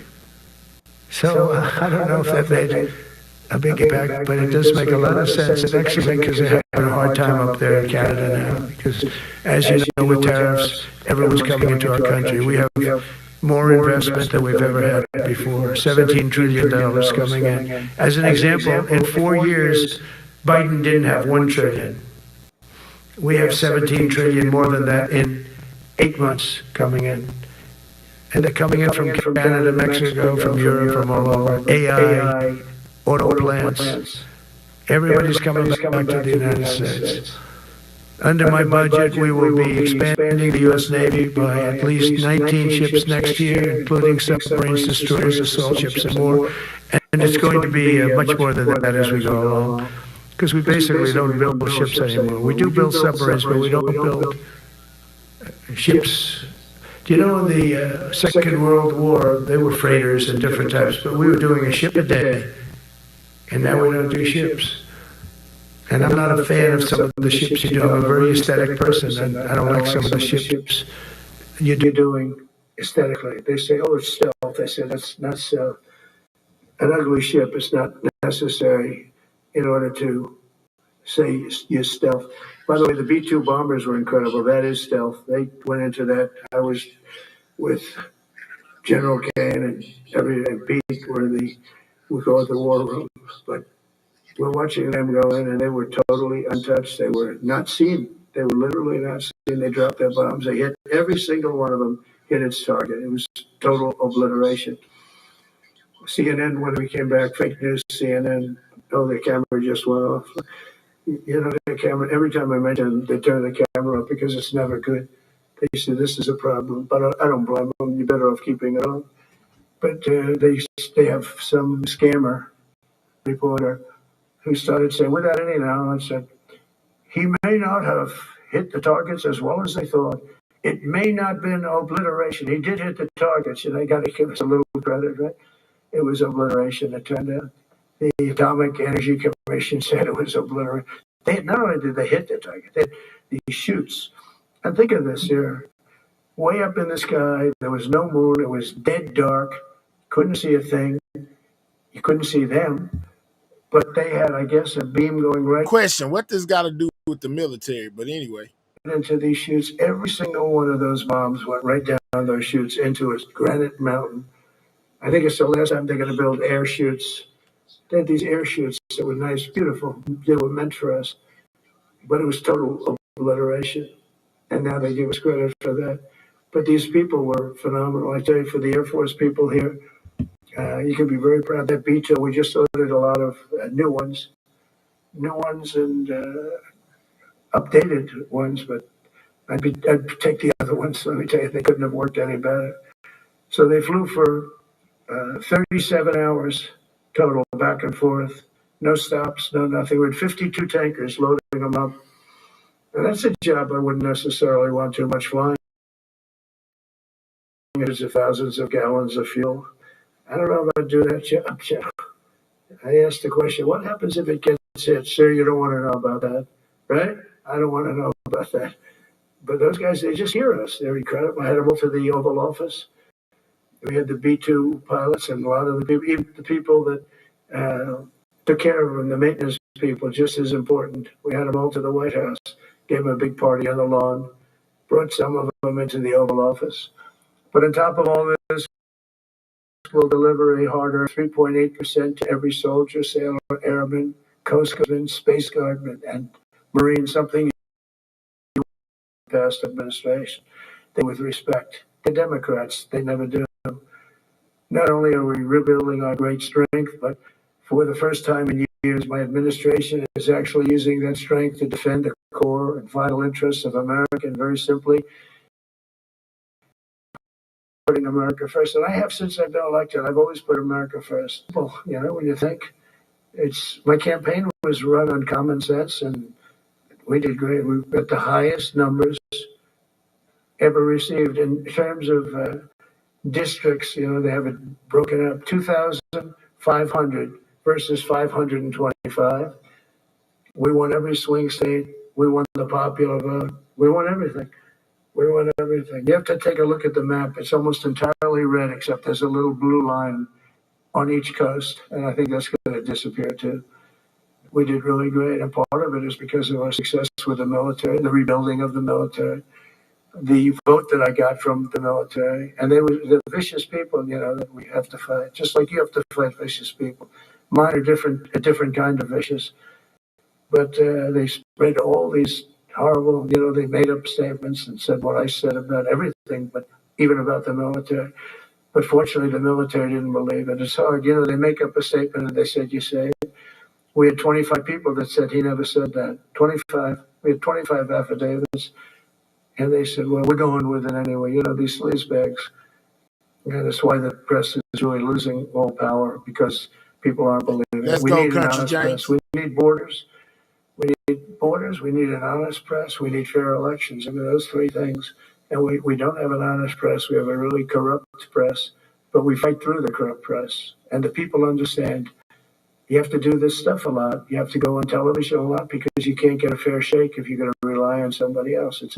They just they don't understand. They've destroyed the image of media. Now is at the lowest point it's ever been. It's lower than Congress. Can you believe that? It's something. But together with many of you in the room, we've brought back the fundamental principle that defending the homeland is the military's first and most important priority. That's what it is. Only in recent decades did politicians somehow come to believe that our job is to police the far reaches of Kenya and Somalia, while America is under invasion from within. We're under invasion from within. No different than a foreign enemy. We're under invasion from within. Could he be talking about all these recent attacks, guys? But more difficult in many ways, because they don't wear uniforms. At least when they're wearing a uniform, you can take them out. These people don't have uniforms. But we are under invasion from within. We're stopping it very quickly. After spending trillions of dollars defending the borders of foreign countries, with your help, we're defending the borders of our country from now on. We're not going to let this happen. Biden let people come in from prisons, mental institutions. Thank you for the thumbs up. Murderers.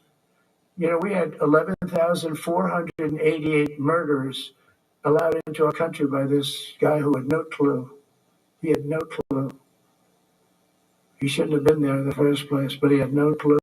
The people that ran the office, the White House, were people that surrounded him, radical left lunatics that are brilliant people, but dumb as hell when it came to policy and common sense.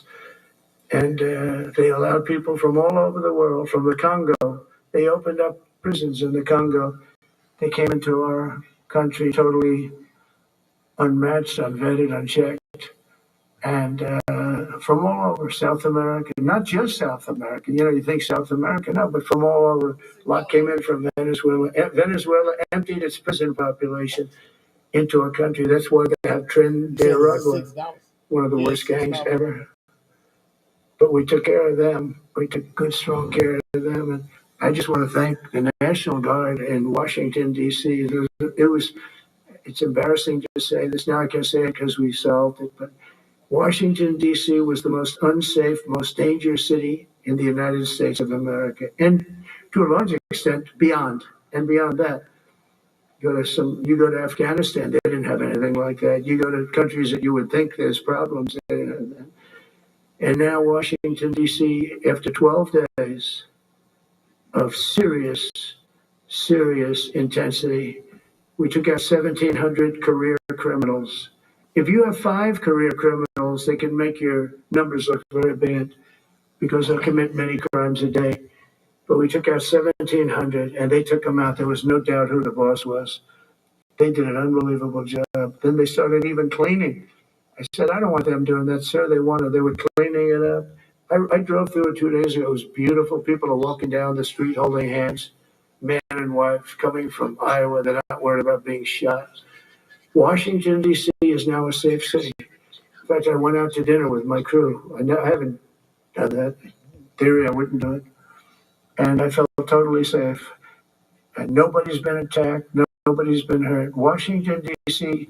went from our most unsafe city to just about our safest city in a period of a month. We had it under control in 12 days. Here you go to talking about sending the troops to D.C. But give us another 15, 16 days. It's perfect. And people other than politicians that look bad, they think, the Democrats run most of the cities that are in bad shape. We have Misspell your curse words or your comments will be deleted. many cities in great shape too, by the way. I want you to know that. But it seems that the ones that are run by the radical left Democrats, what they've done to San Francisco, Chicago, New York, Los Angeles, they're very unsafe places. And we're going to straighten them out one by one. And this is going to be a major part for some of the people in this room. That's a war, too. It's a war for reading books. Controlling the physical territory of our border is essential to national security. We can't let these people in. We had no people enter in the last 4 months. Zero. Even I can't believe that. We had millions coming in, pouring in. 25 million all told. And of those 25 million, many of them should never be in our country. They would take their worst people and their people from prisons and jail, and they'd put them in a caravan and they'd walk up. CNN was interviewing one person. Oh, why are you coming? I want freedom. Good. Were you in jail? Yes. For what? Murder. She said, you had to see this anchor, a young woman. She's like, I couldn't believe. She'll probably lose her job. But because the left doesn't want to hear that. But we're running it based on common sense and based on love of our country. But I want to salute every service member who has helped us carry out this critical mission. It's really a very important mission. And I told Pete, we should use some of these dangerous cities as training grounds for our military, National Guard, but military.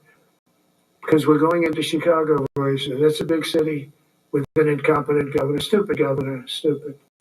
They threw him out of his family business. He was so stupid. I know the family. He becomes governor. He's got money. Not money that he made. But he ran for governor, he won, and now he criticizes us all the time. Last week, they had 11 people murdered, 44 people shot. The week before that, they had 5 people murdered, 28 people shot. Every weekend, they lose 5, 6. If they lose 5, they're considering it a great week. They shouldn't lose any. Shouldn't lose any. This is civilization. And he's always up there saying, we're in very good shape. We don't need the military. No, they need the military desperately. How about Portland, Oregon, where it looks like a war zone? And I get a call from the liberal governor. Sir, please don't come in. We don't need you. I said, well, unless they're playing false tapes, this looked like World War II. Your place is burning down. I mean, you must be kidding. Sir, we have it under control. I said, you don't have it under control, Governor, but I'll check it. And I'll call you back. I called her back. I said, this place is a nightmare. Probably, it's certainly not the biggest, but it's one of the worst. It's brutal. They go after our ICE people, who are great patriots and tough job too, but they love it. They love it because they're cleaning up our country. And so you look at some of the things where they took over parts of Seattle. They actually took over a big percentage of Seattle. Think of it. You remember that. That was a while ago. And I sent in the troops and they were gone. As soon as they sent them in, when we send in the troops, if you have a real leader that says you got to do what you have to do, I put that out the other day. You got to do what you got to do because we don't want our people hurt as they stand by. I was watching during Biden, there were troops standing up like this, brave, standing at attention, the way I should stand all the time, and like this. And people are standing, and their mouth is this far away from their mouth, and they're spitting at him. He love to take shots at Joe, guys. Screaming at him. And that soldier standing there, he wants to knock the hell out of the person, but he's not allowed to do anything. So they just stand there and they get abused. And a woman was this far away from his face, and she starts spitting in his face, and he's not allowed to do anything. if it's okay with you, generals and admirals, I've taken that off. I say, they spit, we hit. Is that okay? I think so. They spit, it's a new thing. They spit, we hit. How about the cars where the cars are coming out? They get brand new cars, Border Patrol, ICE, beautiful, nice new cars. And they're driving along and they have to go through a gauntlet of rocks being thrown at the car. So here's this beautiful brand new car. By the time it goes 100 yards, it's destroyed. These guys have pretty good arms, some of them. And they're throwing bricks at full force into the window and into the car. It looks like it's a war zone. And I said, never let that happen again. From now on, if that ever happens, and I said here, you get out of that car and you can do whatever the hell you want to do. Because those people are you can die from that. Those bricks go through the windows. You can die. They'd like it to. They'd like it to go through the window. But this was a couple of months ago. They just kept driving and bricks are hitting the car. And I said, why aren't they stopping? Because they were under orders from the past administration, never stop. But that's different with us. We speak talking about the protesters now when they were throwing rocks off of that bridge at the authorities. Trump said he put an end to that. It's consequences. And since I gave that order, we haven't had that problem. It's very interesting. It's amazing. It's just like in Venezuela. You've seen the boats going. We can't find any more boats. They're carrying drugs, massive. Every boat kills about 25,000 people. That's what they have. They have fentanyl mostly and a lot of other drugs. And we take. Make sure if you haven't took time to subscribe to the channel, you subscribe to the channel, man. Most definitely double tap that screen. That's how you hit the like button, or you can click those 3 dots in the right-hand corner and hit the thumbs up. That's another way to like the video, man. You know what I'm saying? This is Trump speaking to the military, guys. Out, and we've taken out 4. So, and it's on air. Everybody gets to see it. Shout out to Libra Baby for being a member for the last 9 months. She said, sidewalk gang. Absolutely, man. We in the building. Let's go. We like to do that. But every boat kills 25,000 on average, 20. Some people say more. You see these boats are stacked up with bags of white powder. It's mostly fentanyl and other drugs too. And now we have a problem. General Kane says, sir, there are no boats out there. Not even fishing boats. They don't want to go fishing. I don't blame them. There'll be no fishing today. But it's amazing what strength will do, because all we want to do is stop drugs from flowing into our country. It's destroying. We lost 300,000 people died last year. Everybody knows friends, many friends probably, that you lost a child, or adults too, but you lost a son or daughter because of what's coming into our border. And we're making it very hard. Oh, and we haven't even started yet. Last month I signed an executive order to provide training for quick reaction force that can help quell civil disturbances. So this is going to be a big thing for the people in this room, because it's the enemy from within, and we have to handle it before it gets out of control. It won't get out of control. Once you get involved at all, they all joke. They say, oh, this is not good. You saw it in Washington. We had gangs of Tren de Aragua with 10, 12, 15 kids. And these military guys walk up to them, and they treat them with disrespect, and they just got pounded. They just got pounded. The gang just pounded. Then thrown into paddy wagons and taken back to their country. Some are so dangerous we don't want to even do that, because we don't want to. Some of them stone cold murderers.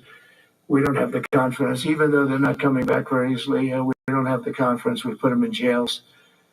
But these service members are following in a great and storied military tradition, from protecting frontier communities to chasing outlaws and bandits in the Wild West. And our history is filled with military heroes who took on all enemies, foreign and domestic. You know that phrase very well. That's what the oath says, foreign and domestic. Well, we also have domestic.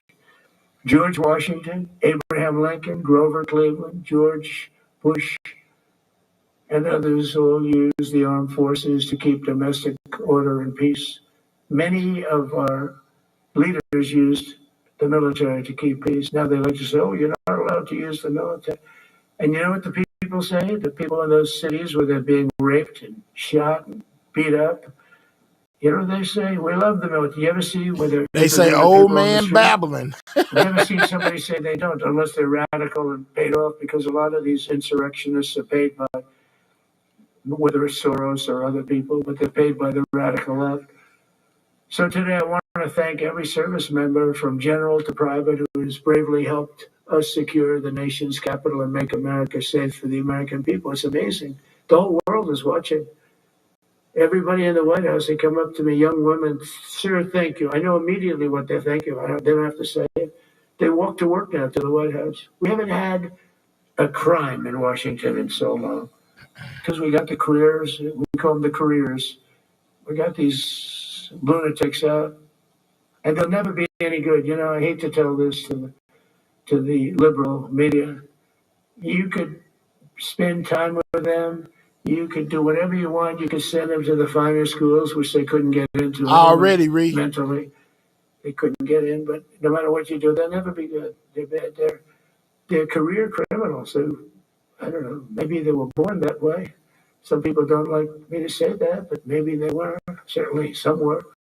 Together with the leaders here today, we're also restoring a needed focus on defeating threats in the Western Hemisphere. Throughout this region, cartel terrorists have been allowed to wage a relentless campaign of death and destruction on our country, all because we had weak leadership on top. And we did a great job with it first term, but this is something else what we're doing now. We're taking it to the next level, probably next level times 3. But we had COVID come up, and we had to take care of that. We did a great job with COVID. We had the therapeutics, was just Regeneron, so many things we did for COVID. But we had to focus on that, and every other country in the world was being decimated by COVID. So we had to change gear a little bit to take care of that. But under our leadership, the military is now the knife's edge in combating this sinister enemy. We have to put the traffickers and cartels on notice, and we've done that. And we put them, a lot of them, we've called them a terrorist organization, which is actually a big thing to do. Nobody's done it, but I've done it with a lot of them. It gives you a tremendous advantage. If you try to poison our people, we will blow you out of existence, because that's the only language Trump they really said out of understand. existence. That's why you don't see any more boats on the ocean. You don't see any boats. Around Venezuela, there's nothing. As president, I will never hesitate to defend Let's our go, people from KC. threats of violence, from the horrible KCL say losing plague brain that's taking cells. place from within the Iran nuclear power, the Iran, all of the great power that we thought existed. We blew it out to kingdom. We took advantage of it, and we just really took advantage of it. And it was a beautiful thing to see. And that's what military power can achieve. That's why I chose Raising Cane. He's fantastic, by the way. I hope you all agree. If anybody disagrees, could I please have your hand? Who disappears that Raising Cane is no good? Just raise your hand. I don't see any hands raised. All right. That means you're okay. That means that he's okay. Shout out to Ree for grabbing that work shirt back already. Shout out to you, Ree. Okay, now, but I saw his results. You know, he took out ISIS. I was told it was going to take 4 years. It took 4 weeks. I went to see him, and he took him out in 4 weeks, knocked him out, knocked him to hell. And I was told by military people it was going to take 4 to 5 years to do it. And I don't even know if we'll have it then, sir. These were the Washington generals. I call them the television generals. But Raising Cane did it in 4 weeks, took out 100% of the ISIS caliphate. As a result of these actions and many others since my inauguration, we're witnessing the triumphant return of peace through strength. We have great peace through strength. America is respected again as a country. We were not respected with Biden. They looked at him falling downstairs every day. Every day the guy's falling downstairs. He said, it's not our president. We can't have it. I'm very careful, you know, when I walk downstairs, or like I'm on stairs, like these stairs, I walk very slowly. Nobody has to set a record. Just try not to fall. because it doesn't work out well. A few of our presidents have fallen and it became a part of their legacy. We don't want that. You walk nice and easy. You don't have to set any record. Be cool. Be cool when you walk down, but don't bob down the stairs. So one thing with Obama, I had zero respect for him as a president, but he would bop down those stairs. Throwing shots at Obama, Lord have mercy.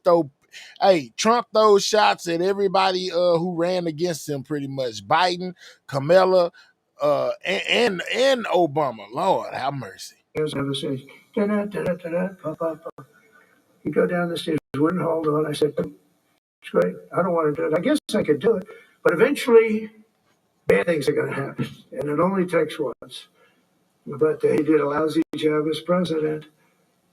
A year ago, we were a dead country. We were dead.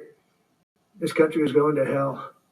We were dead in every way, from immigration to military. We didn't have the weapons. We were given everything to Ukraine. We had nothing. And by the way, I have to tell you, now, as you know, I went over and I met with NATO, and NATO raised from 2 to 5, which everyone said 5% of GDP. Millions and now trillions of dollars are pouring in. They didn't pay the 2% because they know we were there to pay it. And now they paid the 5%. That's trillions of dollars. And we're not spending any money on that war, not 10 cents. Can we get the likes to 400, please? We need 30 more people to click those 3 dots, hit that thumbs up. It helps out the channel, guys. Let's get the channel to 400 likes, guys. 30 more of y'all who haven't hit that like button. Most definitely click those 3 dots, hit that thumbs up. And remember to subscribe if you're new. We're on the road to 50K, guys. 30 more of y'all click those 3 dots, hit that thumbs up. It helps the channel. Our equipment to NATO. NATO pays us for the equipment, and they give it to Ukraine or whoever they give it to. But they can keep it. But we're not involved. We have no money going out. Biden gave $350 billion. Not sustainable. $350 billion. And we have a war that should have never started. But we're not doing that anymore. So I just want you to know we're selling it. People are buying equipment. They are buying the equipment at full price, a fair price. So I don't want to say we're making money because I don't want to be making money on a war. It's too many people dying. They're losing a lot of them are Russian soldiers, but between the two countries, mostly soldiers, by the way. Sometimes, in Kiev, they'll lob a missile in or some drones and kill some people. But mostly it's soldiers. Russia is 7,000 souls. And, they're not American. They're not us. They're not you. Whatever. But they're soldiers. They're young people. They leave their parents. They wave goodbye. And then 2 days later, they're blown up so unnecessarily. For a reason I want to get it done. We got to get it done. It's crazy what's going on. That's the worst war that there's been. The number of soldiers that are being killed there is just crazy. From 5,000 to 7,000 soldiers die a week. Think of that. So I think we'll get that done. But that's turned out to be the toughest one. I'm so disappointed in President Putin. I thought he would get this thing over with. He should have had that war done in a week. I said to him. Shout out to Teo Rochelle for that $2. This Misha Tool, someone else puppet loser. Oh wow. All right, let's go. You don't look good. You're 4 years fighting a war that should have taken a week. Are you a paper tiger? And but I think eventually we'll get that one done, just like in theory, I want to knock on wood because you never know. It's like we're going to have the Middle East done, which is actually a much harder thing to do. I mean, thousands of years. But we have to get that war done. So now just think of it, we're a dead country. I was with the King of Saudi Arabia, a great guy. I was with the Emir of Qatar. I was with the great leadership of UAE. I was over there. We brought back $2 trillion and more. Hold on, it's super lagging now. Let me do this. Let me start it back over again so it can stop lagging so bad. Lord have mercy. Yeah, man, I agree, man. Trump is saying a lot. He about to put a lot of us to sleep. But anyway, Yeah, let's get it back where it go. Let's see if that fixes it a little bit. They ordered 200 planes, Boeings, they ordered so much, and they were great. But they all said essentially the same thing. They said, 1 year ago, you were a dead country, and now you're the hottest country anywhere in the world. We're the hottest country in the world right now. The absolute hottest country in the world. There's nobody even close. Putin said that to me. We met in Alaska, had a good meeting. Then he went back and started sending drones into Kiev. I said, I thought we had a good meeting.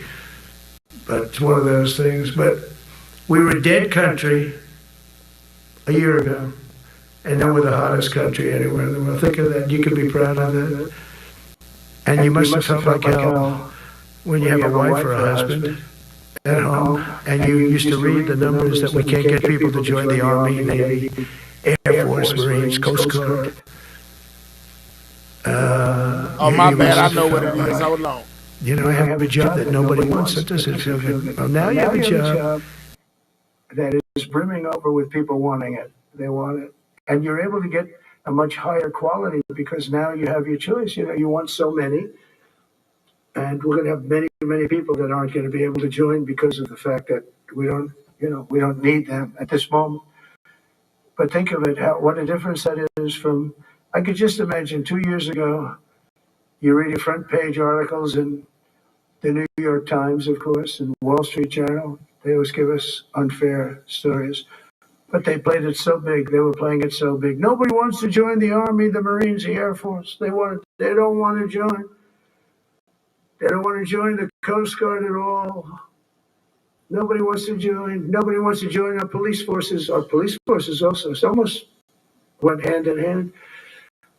And I used to say, boy, I'm speaking in front of the military today, and it's embarrassing because I'm speaking in front of people who have a job that other people don't want, but now you have a job that everybody wants. So I think that has to make you feel good. It's one of the reasons I love being here today, because I wanted to say that. I have to say that everybody wants to be in the Army, the Navy, the Air Force, the Marines. If you think the Coast Guard and Space Force, our beautiful Space Force, it's a whole different world. And now they're signing up, by the way, seriously big numbers for the police. Dangerous job, isn't it? Huh? Fire department. But that's the paving the way for progress once thought almost impossible. I mean, a year ago, you wouldn't have thought that was possible. A year ago, they were talking about making the military smaller because they can't get the people to join. We're thinking about making it larger because we have so many people. And it's nice to be able to cut people because of merit that aren't really qualified for any reason, a physical reason, a mental reason. You don't have to take them anymore because you have the pick of the litter. And they all want to be with you. They all want your job. They want to be with you. They want to work with you. They'll even take your job, Got to be a little bit sharp. You got to watch it. But everybody wants to be doing what you're doing now. What a difference when I speak to you. And I can say that as opposed to a couple of years ago when I was talking to rooms where they were desperate to get people and they couldn't get them. What a difference We're all a confused. presidential election can make. That's all it is. It's just a presidential election. Yesterday at the White House, we put forward a plan for Absolutely, peace in deal. Gaza. We announced it, and we're going to create something that was my idea, but unfortunately I got drafted. It's going to be called the Board of Peace, and it's going to reign over that territory, and we're going to get that done. And they asked if I'd be the chairman of the Board of Peace. I wasn't counting on that. I had the idea for the Board of Peace, but I said yes. And I guess because of that, every leader, everybody wants to be on the Board of Peace. And we're going to watch over that very volatile part of the world and keep it non-volatile so you don't have to get involved. We want to save you for other things or save you for nothing from that standpoint. We don't want you fighting wars, but if you have to, you're the most lethal fighting force in the world. And I would say that even 2-3 years ago, but now I say it with great enthusiasm. It's so true. And we're striving tirelessly to end the terrible war in Ukraine. And as you know, we're also working hard to get the allies to share more of the burden of our defense. Much of that has really already taken place. But all NATO members have committed to The increase that I talked about, think of that. That was unthinkable. It used to be 1%, then we got it up to 2 in my last term, and they did not like it. And now we got it to 5, and I get along great with all of them. In fact, they call me the president of NATO. I said, I don't think so. But they're great. They're great people, and they're spending a lot of. You were sure over there during your time speaking to NATO, you was bad mouthing the heck out of them. I don't know why they would call you the president of NATO, but okay. They're spending a lot of money, and a lot of money that they should have been spending in the past. But I think Putin was a wake-up call for them, really. We're now selling large quantities of American-made weapons to NATO, and we're getting really fair pricing, making a lot of money. It's my hope that from Europe to Asia to the Middle East, our allies will make similar commitments to increase their military capabilities. And this will greatly strengthen our alliances, and also it will make war far less likely. You know, if you're a strong presence like we are such a strong presence now. And I go around bragging about that. I said, we have the strongest military anywhere in the world. I say, you never heard Biden say that. Never heard him say anything. But you never heard him say, did you ever hear him say, we have the strongest military? He doesn't say that. I say it. We have the strongest military anywhere in the world. We have great leadership. And I'll tell you, Pete and General Kane, all of the people that I've met that have been lifted up in rank. And we got many of them out of here, too. I'll be honest with you. Didn't like doing it, but we got many of you out of here. Because we weren't satisfied. We know everything about everybody.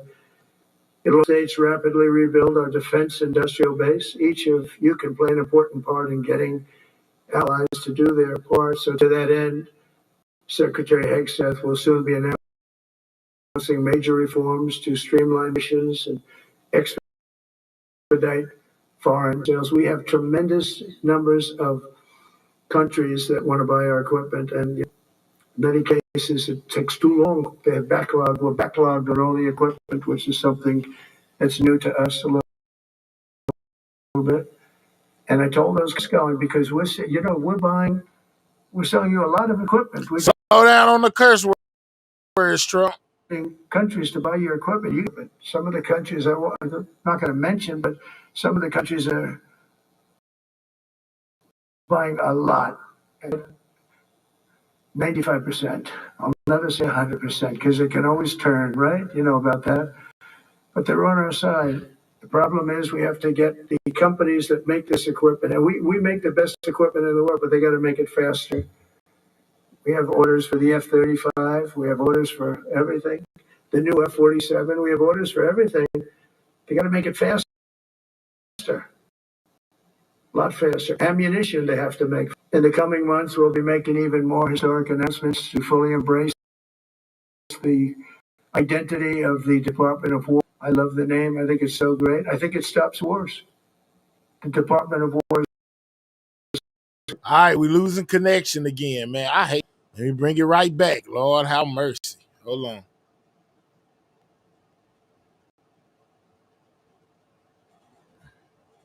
To stop wars. If we are as ruthless and relentless as our enemies, the United States Armed Forces will be totally unmatched in the future. We have a group of enemies that are very ruthless and very smart, but they can't match us. They can't match us. They don't even come close to matching us. Again, it's very important. It's very important for me to say we are the greatest in the world, but we make the best equipment in the world. I watched our anti-missile missiles. I watched our Patriots just knock things out like a needle, hitting another needle on the stage. There's a needle up there, and you send another every time. During the war, we were 14 for 14. We had 14. This is where we had 14 missiles. All 14 were knocked out of the sky. Every one of them. We make the best equipment. From Sparta to Rome. Lord, done. We almost done with him, y'all. We almost done. I don't know what's going on. It just keep on lagging and lag. It's lagging worse than it's been lagging. Lord, have mercy. Let's try it again.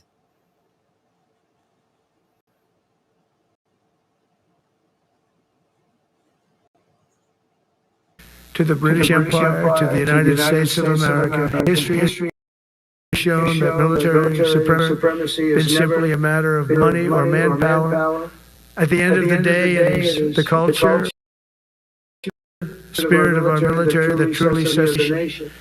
Our ultimate strength will always come from the fierce people, those brilliant people with such pride, bending will, and the traditions of excellence that have made us the most unstoppable force ever to walk the face of the earth. And that's what we are. Remember, we never want to use it, but we have the most powerful nuclear capability, and I call it nuclear country. Nobody close. The men and women in this room inherit the legacy built and won by Washington, Jackson, Grant, and Pershing, Eisenhower, Nimitz, and LeMay. We carry forward the majestic military heritage passed down from father to sons, and one generation of warriors to the next. You are warriors, you know that, right? You're great warriors. Well, you wouldn't be in this room. We only got a little bit to go, man. From Concord Bridge to Fort McHenry, from Gettysburg from Normandy to Sicily, and from the jungles of Vietnam to the dusty streets of Baghdad. His military has charged into hellfire, climbed up jagged mountains, crossed roaring oceans, and across open deserts to defend our flag, our freedom, and our homeland. Nobody does it like you. Covering American muscle, reasserting American might, and beginning the next story chapter in American military legends. We only got a little bit left, guys. He put my computer to sleep. It is war. When it comes to defending our way of life, nothing will slow us. No enemy will stop us. They cannot stop us. And no adversary will stand in our way. They won't stand in our way. We don't want them to stand in our way. We don't want to even put them in that position, but they're not going to ever again. You'll never see 4 years like we have with Biden and that group of incompetent people that ran this country. Because we are the United States military, the best, the boldest, the bravest that the world has ever seen, that the world has ever. With leaders like we have right here in this beautiful room today, we will vanquish every danger and threat to our freedom in every generation to come. Because we will fight, and we will win. I want to thank you once again, and God bless the United States military, and God bless America. God bless you all. Thank you very much. Thank you. Well, he struggled through that speech, guys. Struggled all the way through it, but we made it through it, guys. Half of it had nothing to do with the U.S. military at all. He was busy patting himself on the back for a lot of the stuff that he said he done. If they don't go on with that music, I'm telling you, IGT, that is crazy, man. I was going to do another one, but Trump done almost put me to sleep.